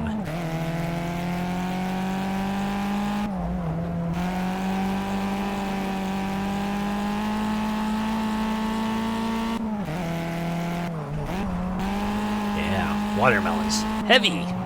Who would have thought? They're also large.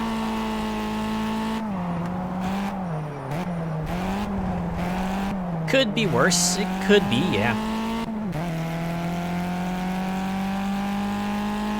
Could have, like, dropped it on their foot, or like one of the splattered watermelon pieces could have really, like, smacked into their shins or something. Imagine that would not have been a fun time. They'll probably have to wash their feet regardless, but still.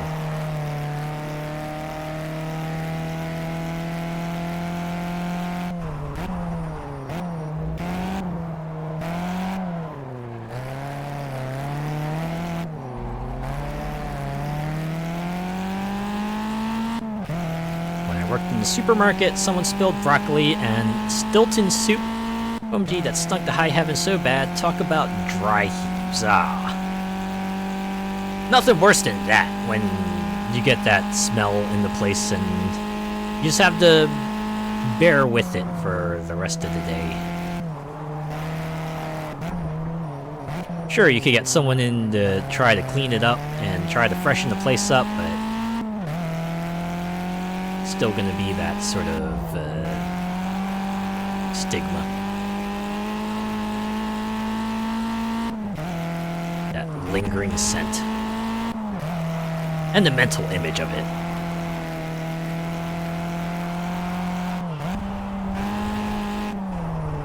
Hashtag ban stinky cheeses. At the very least, put them in a place where most people won't have to deal with them. Just have them like really sealed up, so it's very hard to break them open. You'd have to deliberately be trying in order to do so.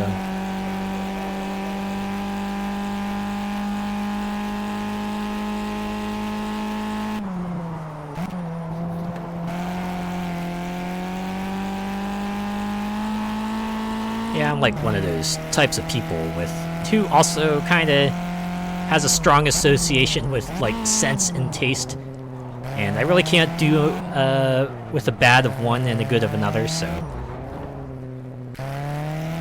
if something does, like, smell bad, I probably won't be able to eat it unless I really hold my nose. And similarly, if something tastes bad, then, well, I'm not gonna eat it at all. I imagine most people wouldn't. Doesn't matter how good it smells.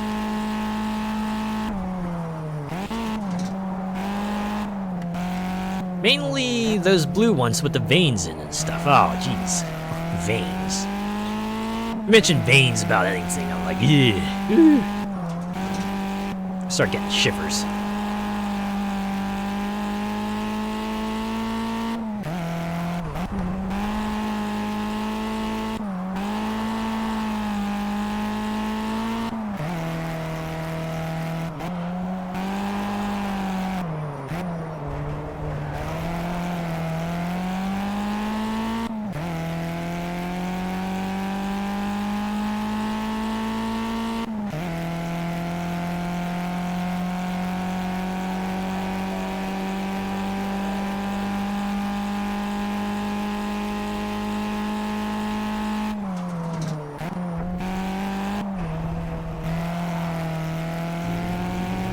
That does have me thinking of a question, though. Is there any sort of particular food that you saw and you thought you might have hated, but you decided to give it a shot anyway, and then you realize, oh, hey, I actually enjoy it?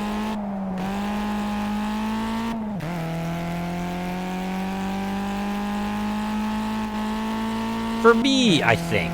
It might have been an acquired taste for me, but I'm not sure how you would call it, what you would call it in English, but I think in Vietnamese they called it like shoring or something like that. It's supposed to be like a kind of fruit, but for some reason when I was a kid, I just something about the taste didn't really sit well with me, and I was like always repulsed by it. Even though they said, "Oh no, it totally tastes like ice cream. Just try it, it'll be fine." And I tasted it, and I was like, "No." But now that I'm an adult, I mean, I still wouldn't go out of my way to eat it. But if someone were to, you know, offer it to me, I would go, "Sure, I'll take like a tiny piece of it."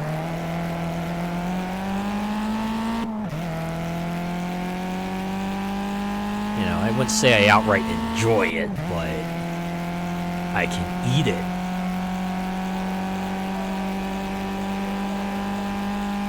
Yep, first time I saw black pudding in the butcher's in that big black sausage, I was like, "Urgh." But when I had it as a part of a full English, it was super nice. I guess that's like the other way foods can work, right? On its own, it might not seem like the most appetizing, but in the context of like, all the other foods you'll have with it, it'll complement it well. I could see it working there. Yeah, I get that iron taste from the blood. Yep.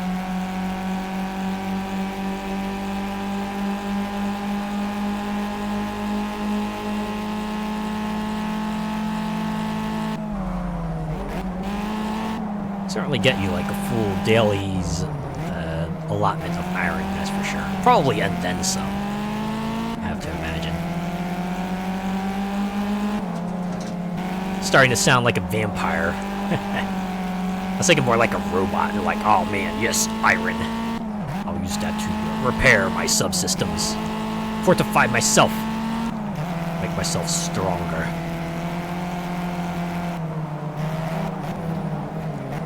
We got another 4 months before we can start, bringing back vampires into full force. Halloween. It's like my favorite time of year now. Because the one month of the year where I get to go out in costume and not have people question why I do it. Just like, hey, it's Halloween. Costumes. That's what people do, right? Some things just shouldn't be food, yeah. I can agree with that. Like some of this stuff you see on Iron Chef, it's like, or like any sort of cooking reality show, and just wondering, man, this is what you thought of doing. I guess under time pressure, it's like, well, you get an idea and you gotta follow it through, right? You can't try to change it unless there's some sort of catastrophe that happens, but still.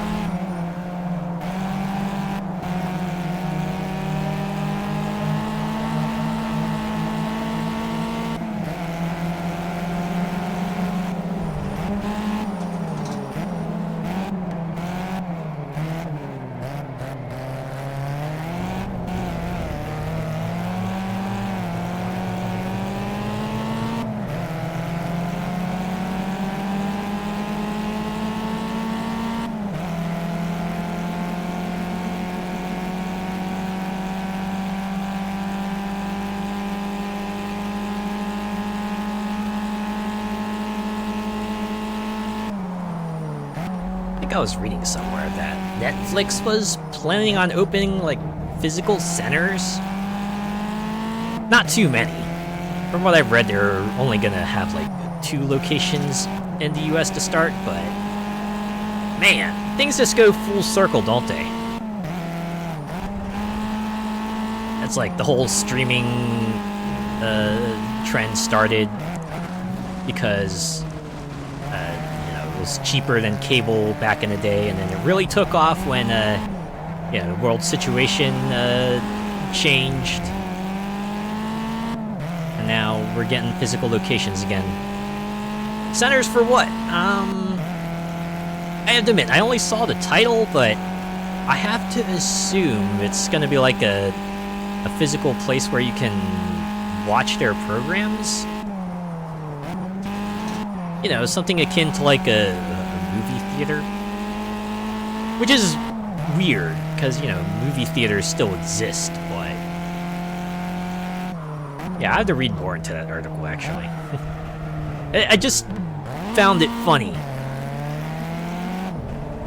Especially since Netflix itself started out as like a DVD rental service. It was like a mail-in DVD rental service where you could rent DVDs for like a while, and you would get them in an envelope, and then once you were done with them at a date, you'd mail them back in a special envelope, and then, you know, you continue on like that, and then they started their streaming service, and that took off, and then everyone went and copied that, and then, you know, capitalism happened, and then streaming was like no longer as cool as it was before.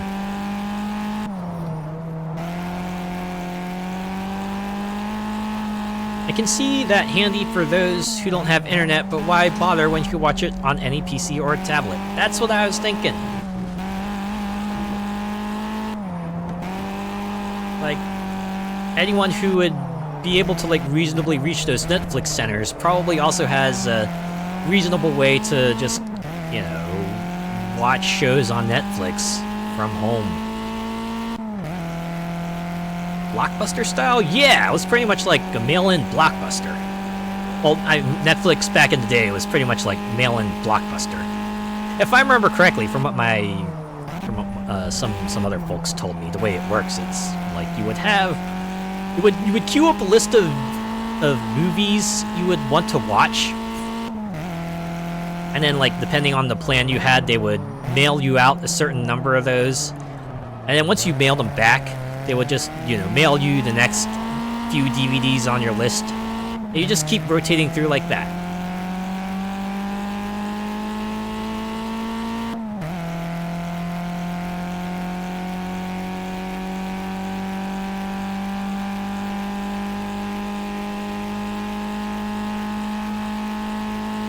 I do miss the whole video shop visits, buying posters and stuff and picking out your weekend viewing and all that was a proper event. Ah, yeah. I miss them too. I remember back in the day when I was staying over with my cousins, and we went over to like a nearby video rental shop to find a movie to watch for the weekend, and it was fun. Just like going through, it was like, oh yeah, these movies just came out. Hey, why don't we watch this? This seems interesting. And we'd eventually pick out our movie, and then we watch it. Have ourselves a fun old time. Certainly were the days. And, you know, depending on who was there, you could also chat up with them and maybe get some more news on current happenings in the pop culture world and all that.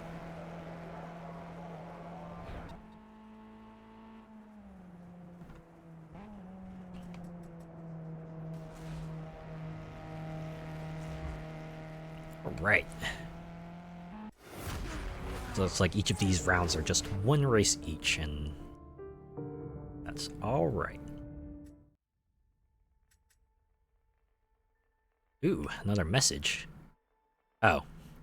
Just a good job email. Alright. That's cool. Also, we're about to have an ad soon, so just be prepared for that. Be prepared.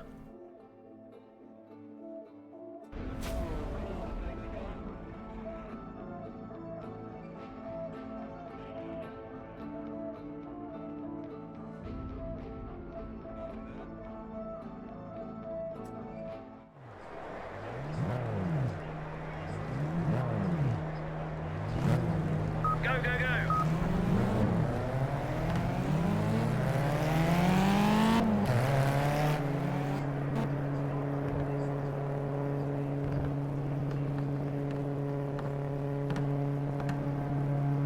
There we are, ad mode.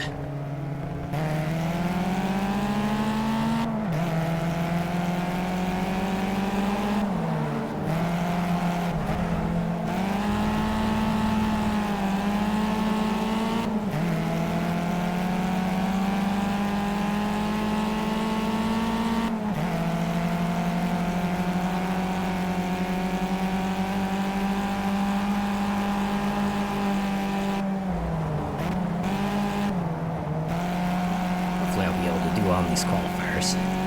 All I have to do is not go off track.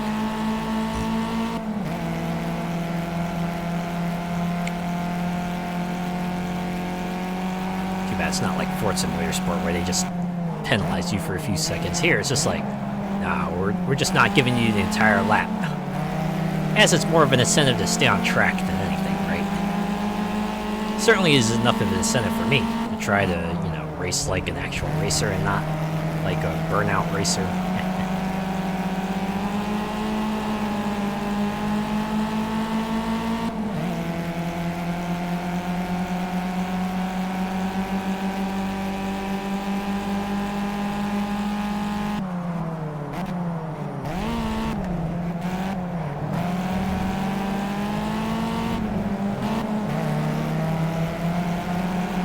Back from Adland. If I knew then what I know now, I'd have picked up a lot more of those rare posters, cause they're hard to come by now in good condition. Yeah, they say hindsight is 20/20. Sure, there are a lot of things where people wished, oh man, if I only had like a copy of one of those, I could have been rolling in a bit more dough. If only.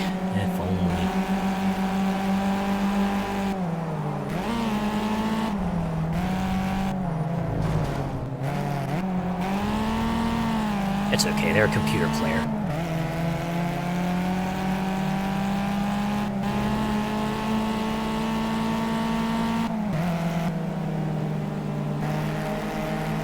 There's a video rental place where I lived.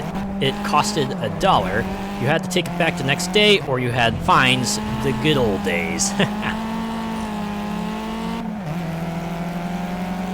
I think we have something like that in the US. It's called like Redbox or something like that. They're like vending machines where you can like rent a DVD from, and you had like 3 days or so to do whatever you want with it and then bring it back.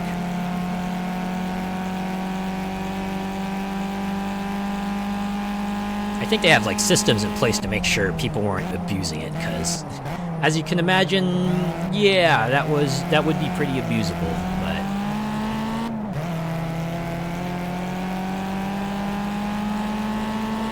Yeah, they were fun times.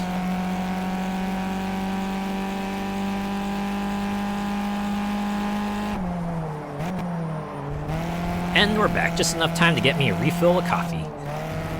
I kinda sorta appreciate that about ad breaks. It's sort of like your natural signal to, hey, go do something else, right? Get a drink, go to the bathroom, whatever you need to do. Especially since, like, you know, most Twitch streams that are like affiliated or greater tend to have ad breaks on now, so it's nice. It can be nice in a way.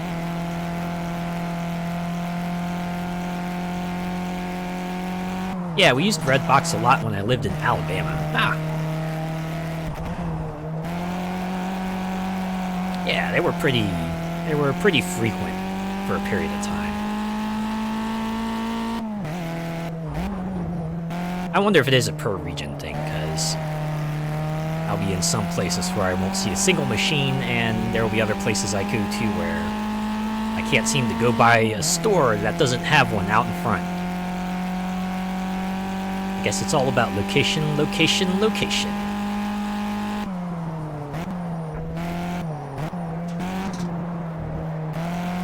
Had one right outside our local Walmart. Yeah, it's probably a good place for one of those. High traffic, and you imagine most people who go there probably want something within their affordability range, and the DVD rental's probably within there. You know, provided they bring it back on time.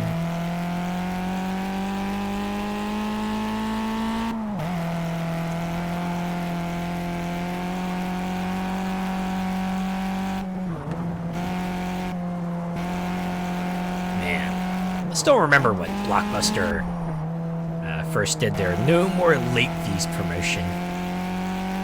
Unfortunately, it happened to be like their sort of death knell. Because when you remove the penalty for being late, people do exactly what you think they would when they rent things, and unfortunately just cause them to kind of spiral further into oblivion. Shame about that, but that's what happens, I suppose.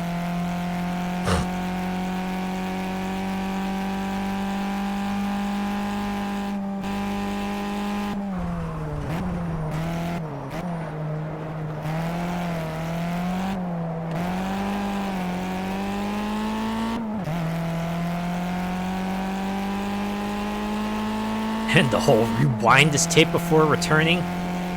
Yeah, way back when they were offering up tapes. VHS tapes. I think my family actually did get like a machine that did the whole rewinding thing for you. Although I imagine it's like not too hard to just like hit rewind on your VCR and rewind it back that way.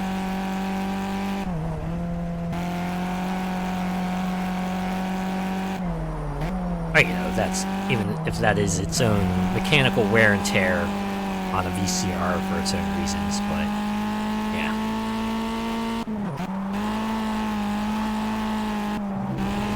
I remember going to a bunch of resorts too, and it would usually have like a center where you could choose to rent movies for your place, right? If you wanted to say, you know, watch a movie, you could borrow it and then bring it back before you left the resort.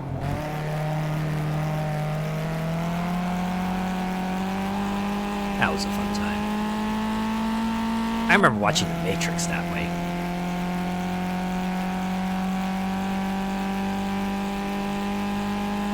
There was another resort I went to where they also let you rent board games that way, and that was pretty fun. That was the one where my siblings and I learned all about Stratego, how that worked. We found it very fun.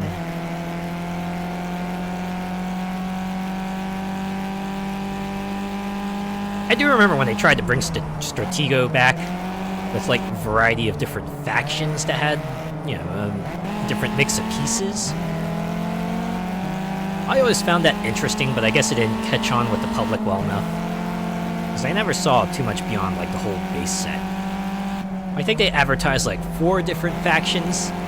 2 of them, of course, were included in the base game box, and you could buy the other 2 as expansions of sorts. I don't know if they made any more out after that, but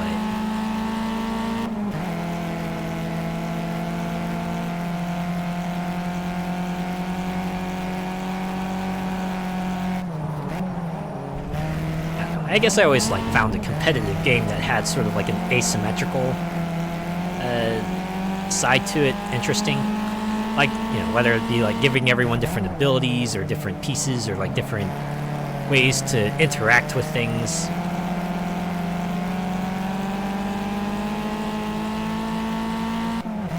It like gave you a way to kind of naturally counter someone else, or maybe you'd have to give you something to work towards. Like, you knew your strengths, so you could try to fortify that or shore up your weaknesses while making sure you could accommodate for your opponent's strengths and weaknesses as well.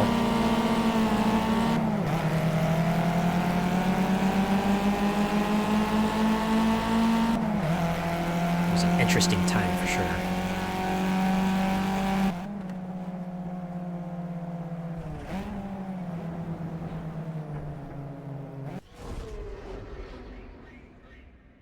I guess depending on the resort you went to, there would also be like other things you can rent.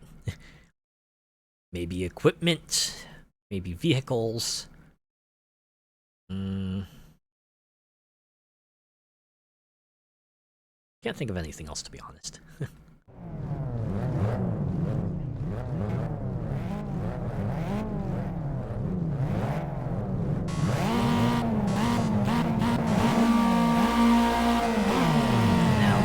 Lap race.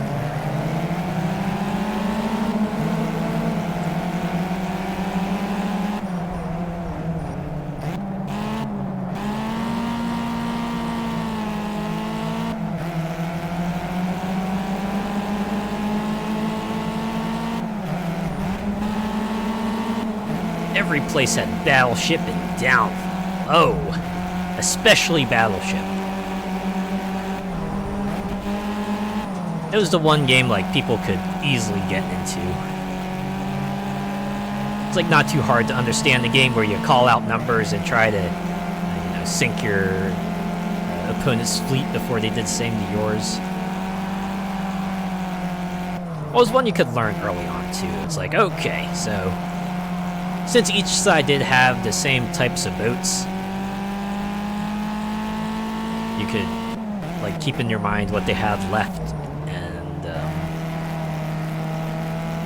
Depending on whether you had the rules where you had to either, confirm that they managed to sink a boat or not, you could work your way from there and everything. Kerplunk, Connect 4. Oh, yeah, Connect 4. It's like the one other game like every place seemed to have, either as a rental or just out on a table in the play area or in the community center. Easy to understand too, because tic-tac-toe, right? This is like a different version of that with gravity, and you have to get one more in a row to win the game. Also easy to set up too, especially if you get like the one where you can just pull the tab on the bottom to have all the pieces fall down, and you can just group them out again and everything.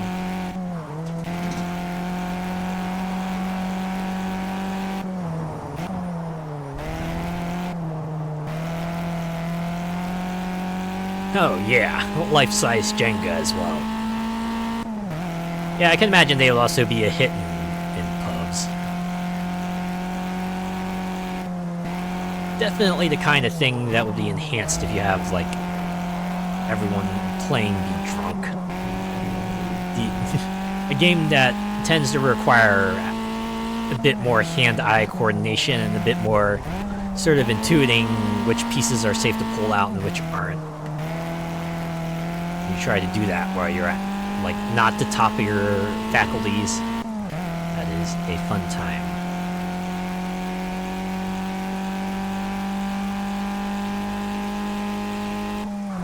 Jenga, after a few drinks, is, like, so precise with shaky hands. Indeed, indeed.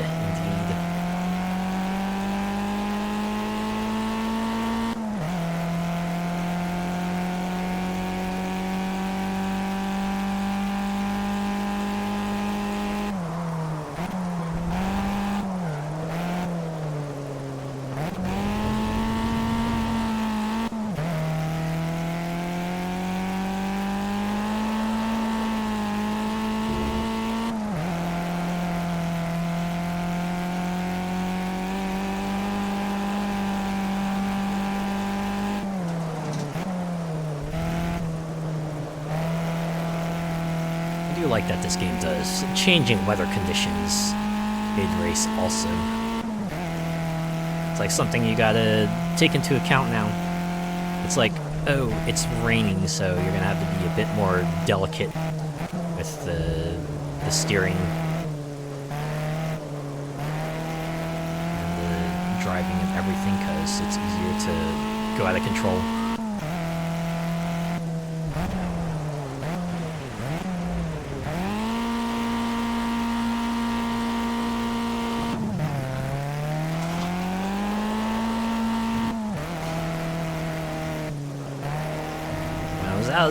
When I was at Confuzzled, they had a whole retro arcade with old school consoles and stuff. Oh man.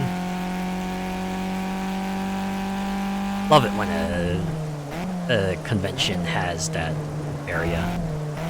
The games area, and then they have a further retro area, having all the popular games of the heyday. It's always funny, because the con I would go to, they would usually have the consoles locked up in like in those giant plastic bins. I guess to make sure that no one tries to filter them, which I can get. It's just weird, just seeing like wires come out of a giant bin, right, with the controllers connected to it and like the video games that would play from it. F-Zero on the SNES, oh yeah. Although the cons I went to, they did like a lot of shmups and a lot of rhythm games. An occasional fighting game as well. Maybe your like staple classic game like Super Mario Brothers or something like that.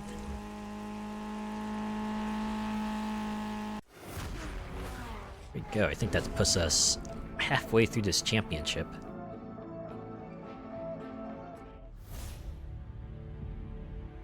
A new invitation from Silverback.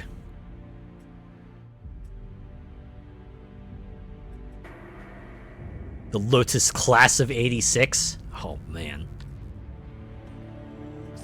It's like a crew of old bees, huh? Alright, round 3 of 4. Just gonna go to qualifying here.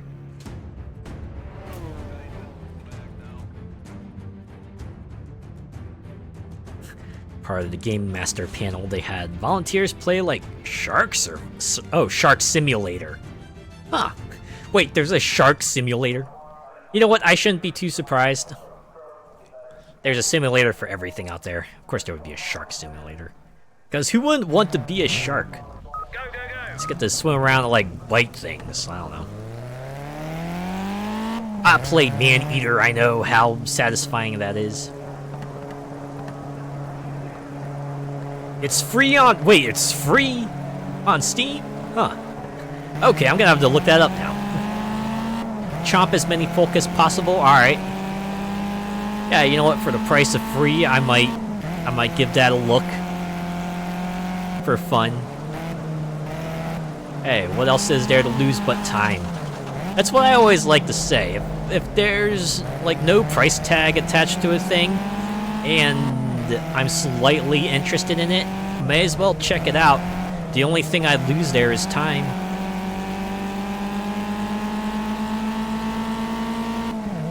All while the cops are shooting at you? Huh? Okay. I was not expecting that.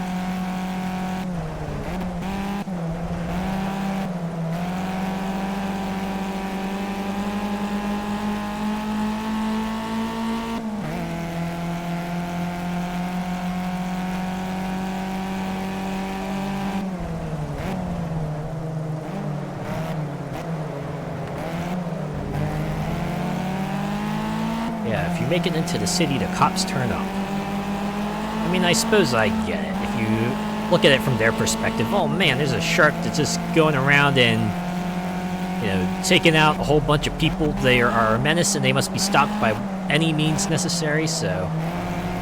Yeah. It would kind of put the full brunt, you know, put their full weight on you.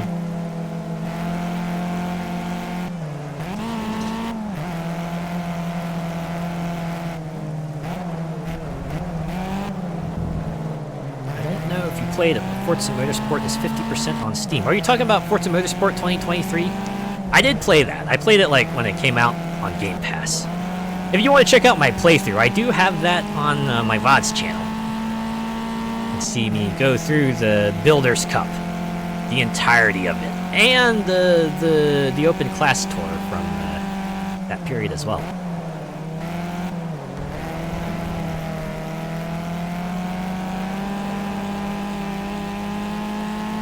Not real surprised with how bad the release and post-launch was handled with the bugs and stuff. Also been like 8 months. And you got the Steam sale coming up soon, so I imagine the discount will probably roll right through that period as well. You're just kind of getting ahead of the game. You know, there was another game that I wanted to pick up for a while and I was almost excited. I saw it on Twitter. They were Grand Blue Fantasy Relink was advertising. Oh yeah, we got a 30% discount going on right now. I was like, ooh. And then I read further into it. I was like, yes, on PlayStation Store. And I'm like, dang it, so close. I want there to be a discount for that game on Steam. If they discount it on Steam, I will pick up Grand Blue Fantasy Relink.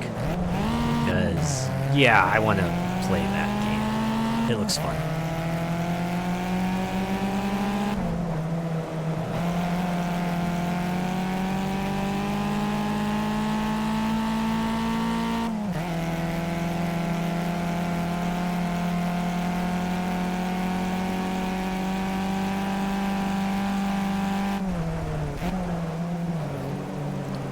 How goes the lack of traction?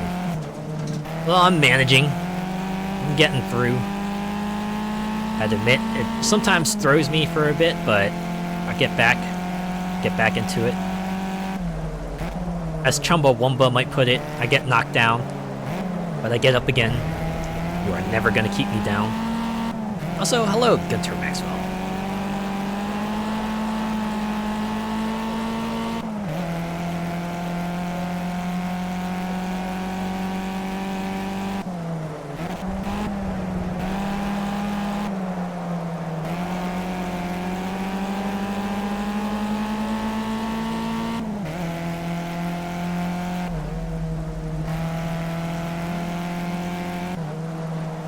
Yo, always good to see you spinning those tires.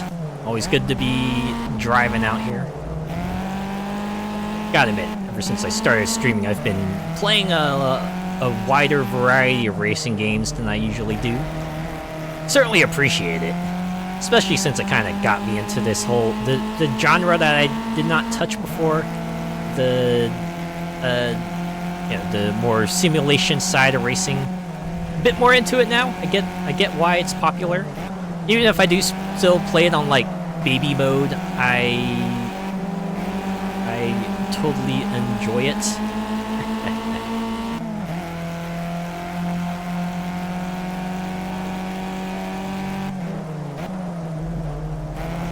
We need the Azure Gale IRL track day stream one day. I wonder how that would play out, to be honest. Might do it as like part of a marathon stream or something, but even then. And the car wrap. Oh my god. If someone were to make like a livery for me, like they do with some other VTuber liveries and something like the Forza games, that would be mind-blowing.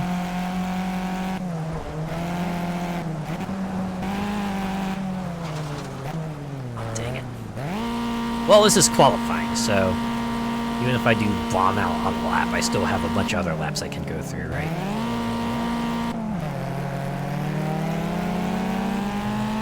Stick a GoPro on your dash.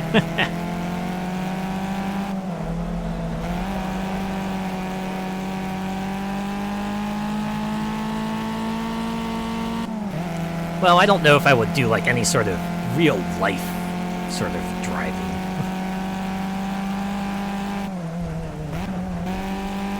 I don't know. I might do hood view.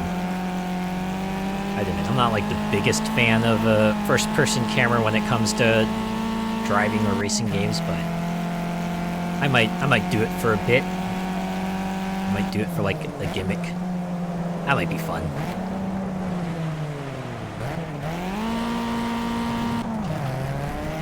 I don't know. If we were to like say play BeamNG Drive, pretend to go on like a road trip. Right, just like a bit of a road trip, like a daytime road trip. Just one day decide, hey, let's just go out driving. And you do that. Just go wherever you want to go, pick a direction, go from there, and see where you end up. Enjoy the scenery wherever you end up.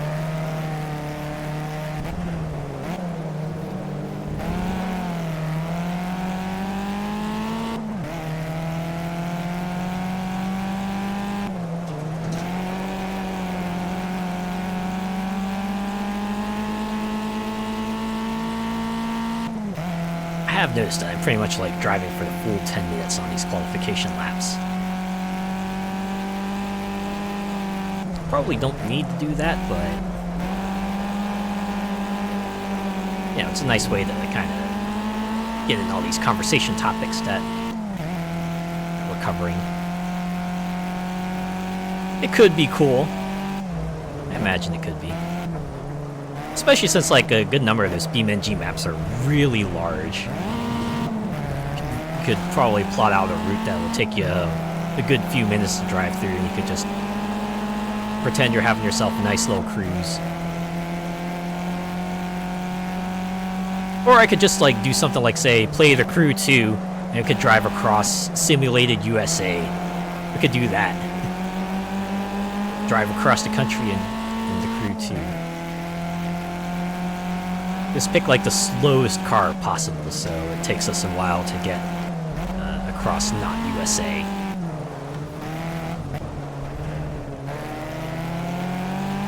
You cover like every corner of it too. Start from one corner and just like work our way around. And that could be like a whole stream.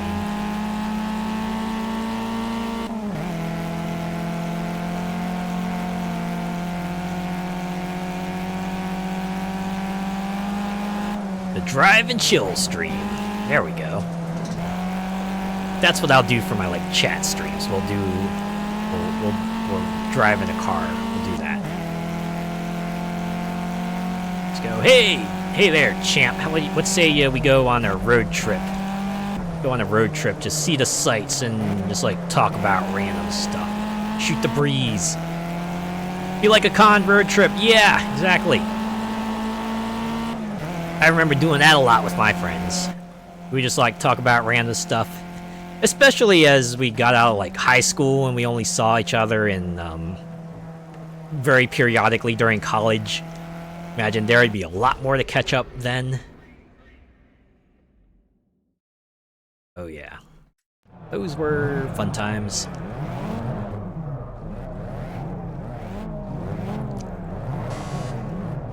Been a while since I last went to a con. Haven't been the one since the world situation. And I think it's because of that I haven't gone back. I feel like anytime there's a big con that's happened, I get like a lot of people going, oh boy, I'm sick, I got really sick. And, you know, sometimes they come down with the thing and it's like, oh boy. Still getting it. Makes me hesitant sometimes.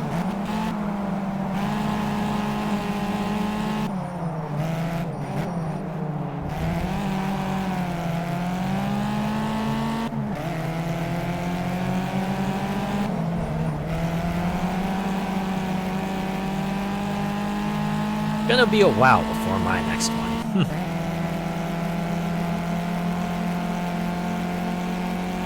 If I ever do go back to a con, it'll probably be in a very limited fashion as well. I may or may not visit the con for the entire time. Might actually do some stuff outside of the con too.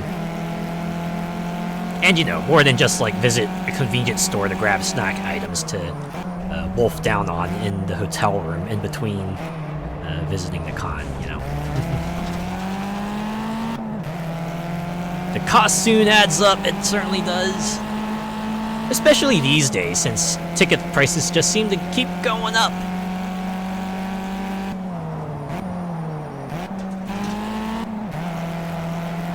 Because it's like, you know, ticket prices, they used to be maybe $50, $60, and then when they upped it to $70, $80, you're like, okay, sure, inflation and all that, but you know, they kept going up after that, and now some cons are like asking for 3-digit ticket prices, and I'm just like, man, I can't afford that.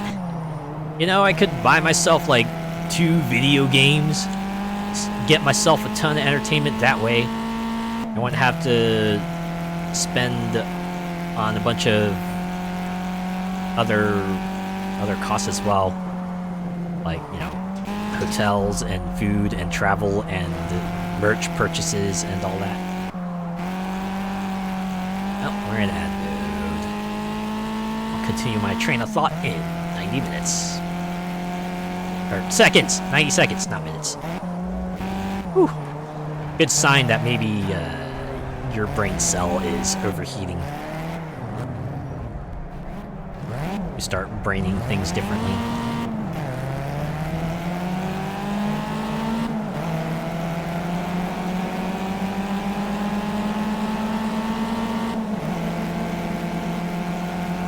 We're at the final lap. It's the final lap.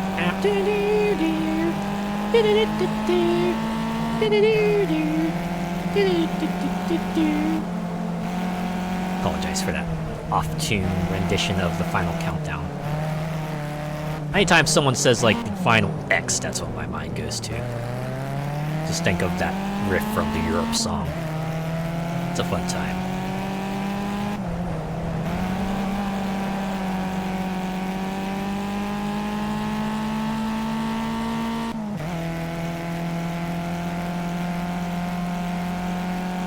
Like a day pass or something. Yeah, something like that. Or like maybe like, you know, not every day, but I'll get like, you know, passes for the first 2 days, and then maybe just putts around town for the rest of it. If you want something like that, The Long Drive on Steam has very positive notes. The Long Drive? Huh. I'll take a look into that.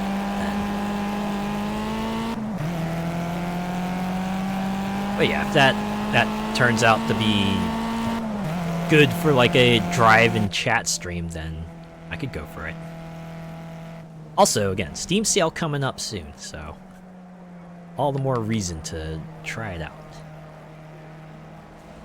I have to admit, there was another game I was like half tempted to pick up because it was on a big discount. Assetto Corsa. I think it's like 90% off currently. I could just pick it up for $2, right? The base game, because I feel like a game like that, I'd probably just get the base game and be good. But hey, for $2, and you know, people have nothing but good things to say about Assetto Corsa usually. May as well, right? That's like, what, the price of a drink from a vending machine? I think I can pass up on one of those for a video game, right? Anthrocon ticks go for $300 for a super sponsor. That plus it cost me over $1,000 for plane tickets and all that. Ultra sponsor goes for $1,000. Good lord. I assume they give you more perks for those prices, but still a lot to ask for. Sheesh. Yeah, again, there's the other cost to consider, going with it. Trip is rarely, you know, price of the ticket itself. Gotta consider everything around it. And now we're going to Silverstone.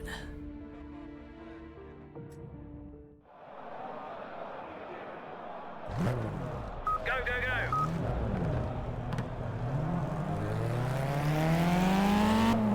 Go, go, go. An hour early into the dealer's den, VIP line for registration, some other perks too. They're nice. I guess they gotta give you something. But, yeah, $1,000 is a bit much. You're definitely paying them that much just to support them. Well, not just to support them, but a big motivating factor for that is to support them, right?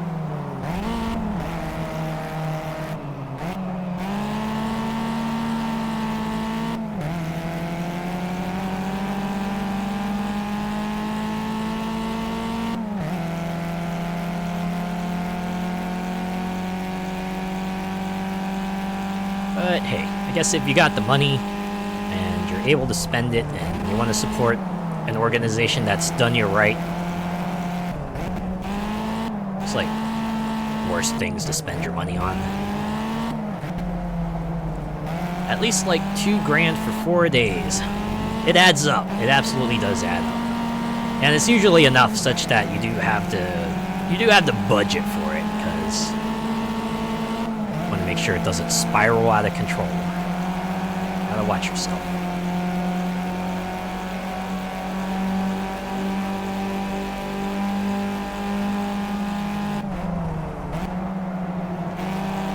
Yeah, spending money on top of that too. Right.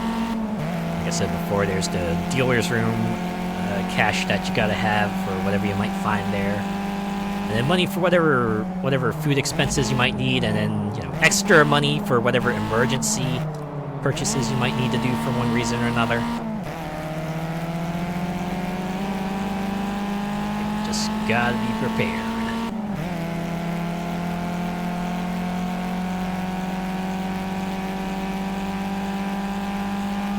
Like, I recently spent a bit more money on getting a couple more skeb commissions. It's like whenever I get my paycheck, I have to work into my budget. Okay, so how much of this can I spend on artwork? And I go on the scab and go, okay, so how much are they offering up for a request? And I go, alright, so I can do this fella, this fella, and this fella. And that will be my commissions for the month. Rinse and repeat. And the booze budget. Oh yeah. For sure, you gotta have that. Whether it just be getting alcohol for your hotel room or, you know, a night on town with the friends. Either way.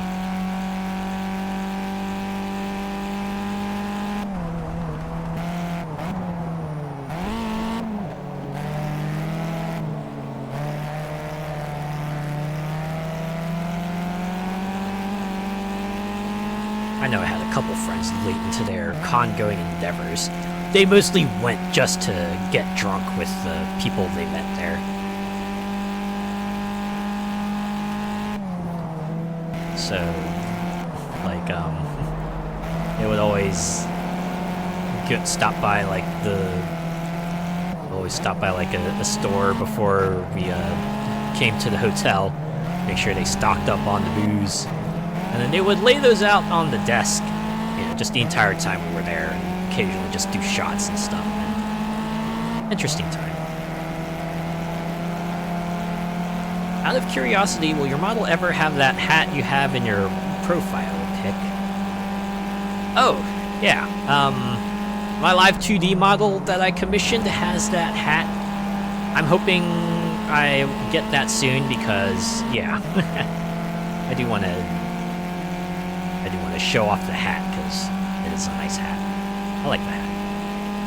I like a good music cap.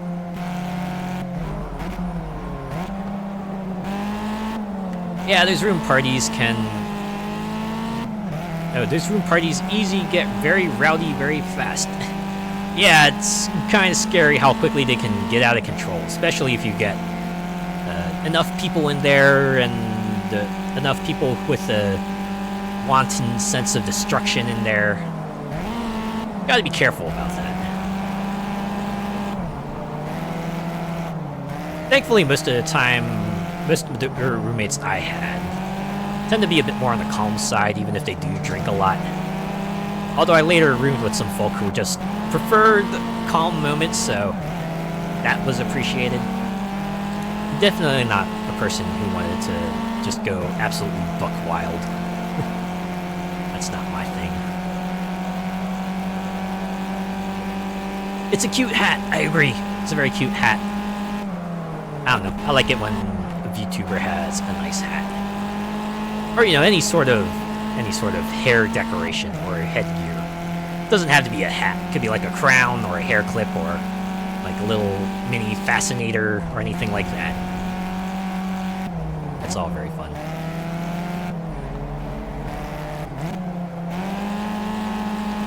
Just don't do stuff with pizza like that one guy did at MFF. Wait. Yeah. Definitely don't do anything like that.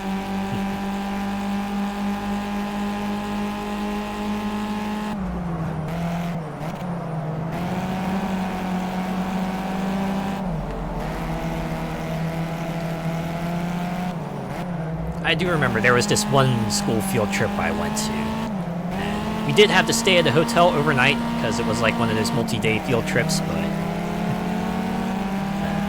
we went to sleep, and then I think the next day they actually had to bring everyone into the main room because they were talking about how some of the rooms did get too rowdy and they got complaints from the desk, so they had to go over to the rooms to tell everyone to calm down. They were like, hey, y'all, maybe stop being so noisy late in the night because, you know, other folks are trying to sleep. So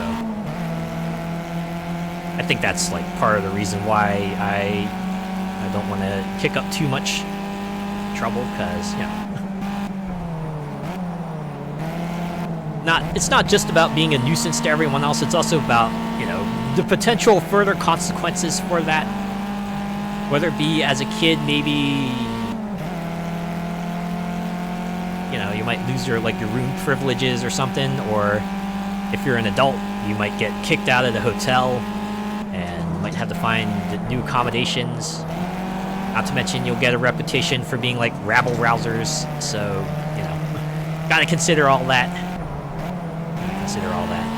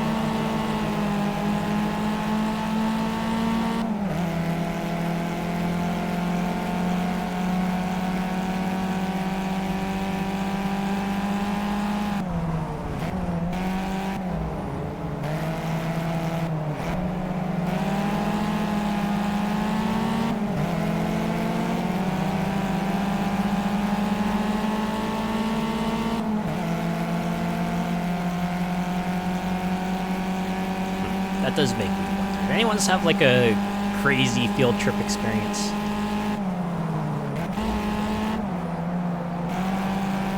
Maybe nothing too wild, but just something that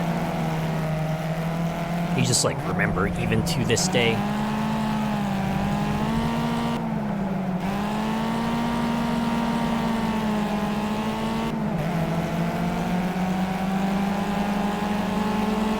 I don't think I've really had anything wilder than that.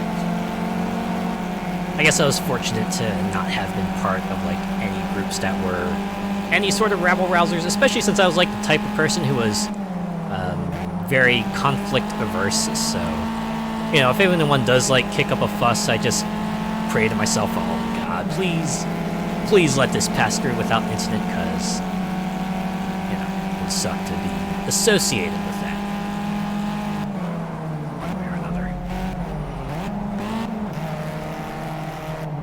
They got huge complaints at MCFC when hotel staff found human waste in the bed sheets on the walls. Ugh.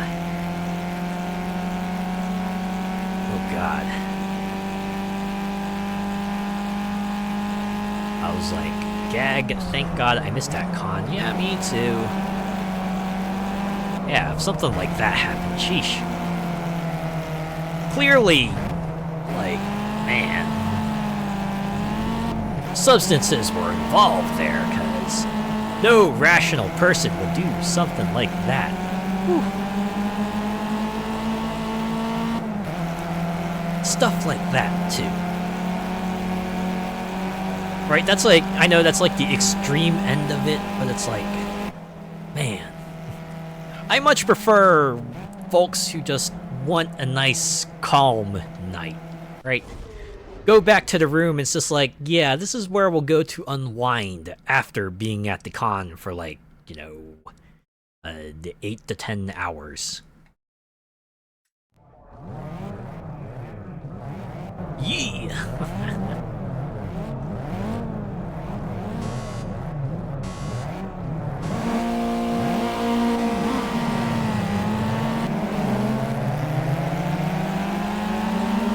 I mean, at least for kids, at least, yeah.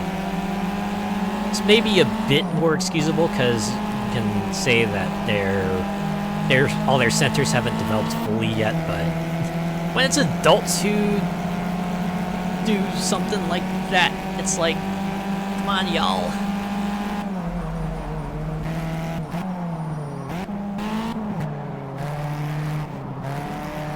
It's like at that point, you pretty much have to fall back on like some sort of substance defense, right? Because if you did that all while being having full control of your faculties, it's not gonna paint a good picture for yourself, really. People getting banned because they were in a public con space with diapers on show and all that huge facepalm. I do remember when Homestuck was like a really big thing, and a lot of people cosplayed as the trolls. So of course they would get like a lot of the gray paint. You know, they would paint themselves with that, and that was a lot of trouble, right? Like hotel staff would talk about how bathtubs would be clogged due to like gray paint and stuff, and that's like rather unfortunate. It's like things like that where other people might not just realize that, oh, you know, just because they don't stay at this place, they're not in charge of it, they don't think about, oh, maybe we shouldn't completely wreck this place for everyone. Not even a second thought to how that might affect the people who have to clean it up, or how that might reflect on them afterwards. Sometimes they don't even care. That might be the worst part about it. I mean, I get it. In some places, in some instances, you ought to be loud and proud of who you are, but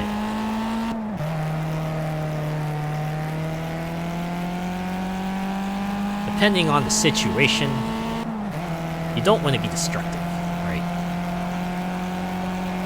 There's a time and a place for everything. That's what I say. Can put a con in jeopardy, absolutely. I think I've definitely read of stories where cons were forbidden from going back to a place because the goers couldn't help but mess things up a bit too much.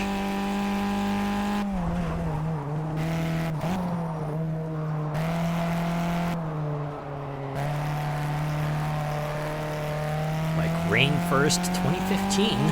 Oh, man. Yeah, I imagine that's like one of many. Well, maybe, hopefully not that many, but I'm sure there are enough out there like that.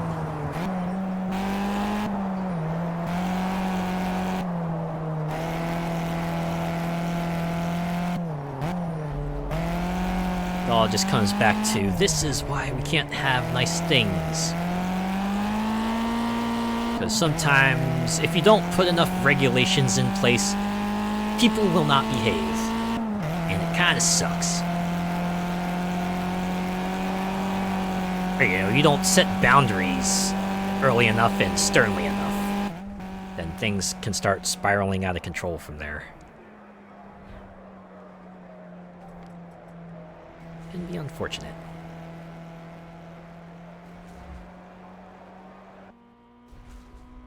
Ooh, I like the design of that trophy. That was such a disaster. Oh man. On the other side of things, there is the whole controversy with Free for All. What an abomination that con was. Whew.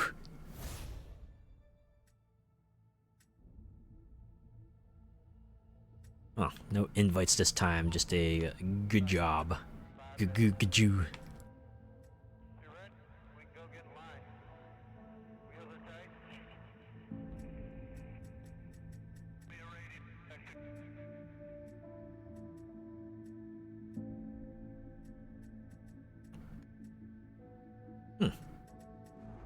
Super Kart Championship is going on a lot longer than I thought it was. Maybe I was just spoiled by the first one. I thought it was just gonna be like a few championships and then we move on, but I guess we'll just keep on going from there. But I don't know. It's been a lot of races, and I do have like some big things to do tomorrow, so I think this will be a shorter stream tonight, and hey, we did a couple more trophies on the wall, so hey, we made some progress, and you know, at some point maybe we'll get invited to like the next tier of races. It would be nice to kind of move on from karts and drive some proper cars, you know, because this game's called Project Cars, and it'd be nice to drive some cars. So yeah, I think I will go ahead and call it here. Have a good night. Yeah, you have a good night too. Thanks for hanging out. And thanks to everyone who came by and chatted and hung out. And even if you lurked, I appreciate each and every one of you. And I'll be back on Friday. We'll continue the Outer Worlds. Finish the main story, so we're going to go ahead and get started on the Peril on Gorgon DLC. That'll be exciting to see what the expansions were like. We'll be able to jump right into it too, so you know that'll be the first thing we do. Just go to Gorgon and see how that continues from when we got that box with the severed hand. I think that was the one anyway. Should be interesting. Take care! Yeah, you take care too, Gunter Maxwell. Alright, let's look for someone to raid, although since Project Cars music got my VOD muted, I'm gonna have to pick something else to play. I think I have another track queued up here. Let's see if I can start that up. Start it up, cause it never stops. Where's it at? Ah, here we go. Hopefully this won't get my VOD muted. Boy, that was funny. Good night, everyone! Good night to you, too.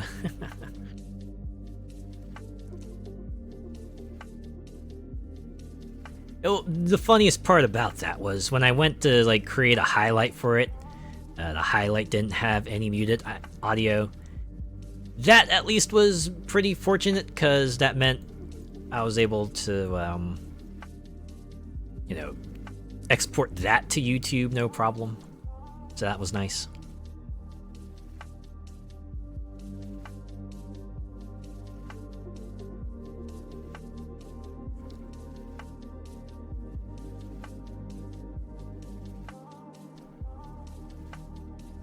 Alright. Let's see who we can raid into.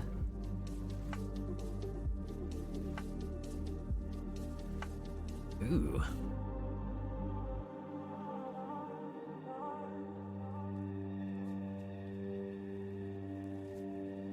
Well, it is summer, so definitely another flood of streamers out here.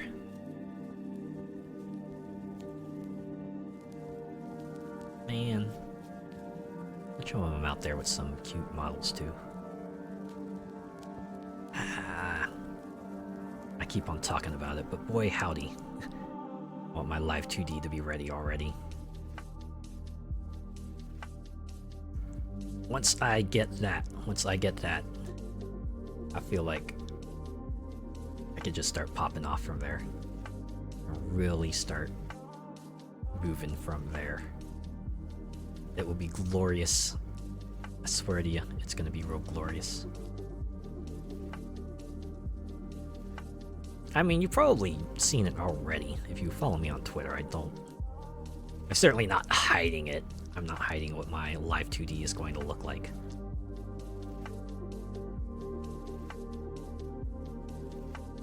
You know what the best part is?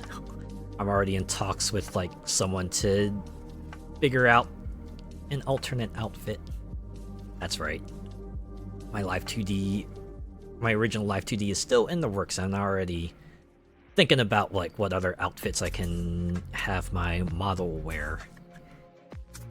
It's like that kind of thing where, hey, you can create your OC, and then you can create like everything you've ever wanted for them. So you got your OG outfit, and then you got like the other outfits that you want your model to kind of wear, and then you just like keep on working from there.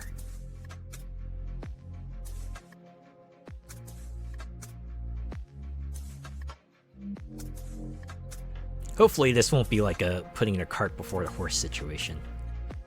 Although in this case, I do have like the model itself, so if things do fall through, I can maybe find someone else to rig it. I don't know. I'll still wait. I mean, I'm not impatient or anything like that, but it is a little trying sometimes. It's like you really want to kind of jump out the nest and start flying, but it's like,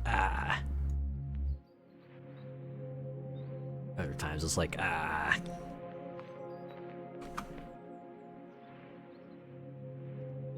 Oh. Okay, I think I've actually found someone. Yeah. Imagine that, me not spending like a million years to find someone to raid. I was like, maybe 2 or 3, right? Oh yeah. Sure, I stopped raids, although that probably doesn't matter. Raid channel. Let's see. Okay, looks like they have raids enabled. Alright, and so everything looks good, so I don't I really like how this new raid interface lets you know how long it's been since you last raided them, so you can like choose to maybe raid them again, because it's like, oh hey, maybe I've not raided them before, or it's been a while since I raided them. On the flip side, it can be like, oh hey, I've raided them recently, maybe I'll hold off for a bit and find someone else, but we're gonna raid this person. Ellery is playing another Crab's Treasure. That's that comedic Souls-like game about underwater creatures. You're playing as a hermit crab and you needed to find a new home, and that looks like a lot of fun, and it's like one of those games I'm actually holding off until I get my Live 2D to play it. I'm hoping that it'll stay on Game Pass before I Anyways, raid message. What should our raid message be? You know what?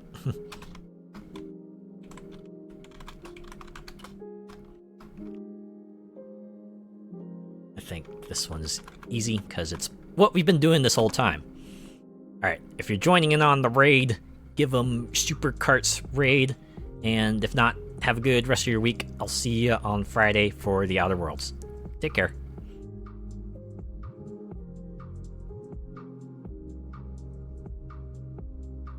Yeah, I'm actually a little shocked. Super Kart season is a bit long. A lot longer than I thought it would be. A little shocking. Hopefully we'll wrap it up next week. Alright, see ya.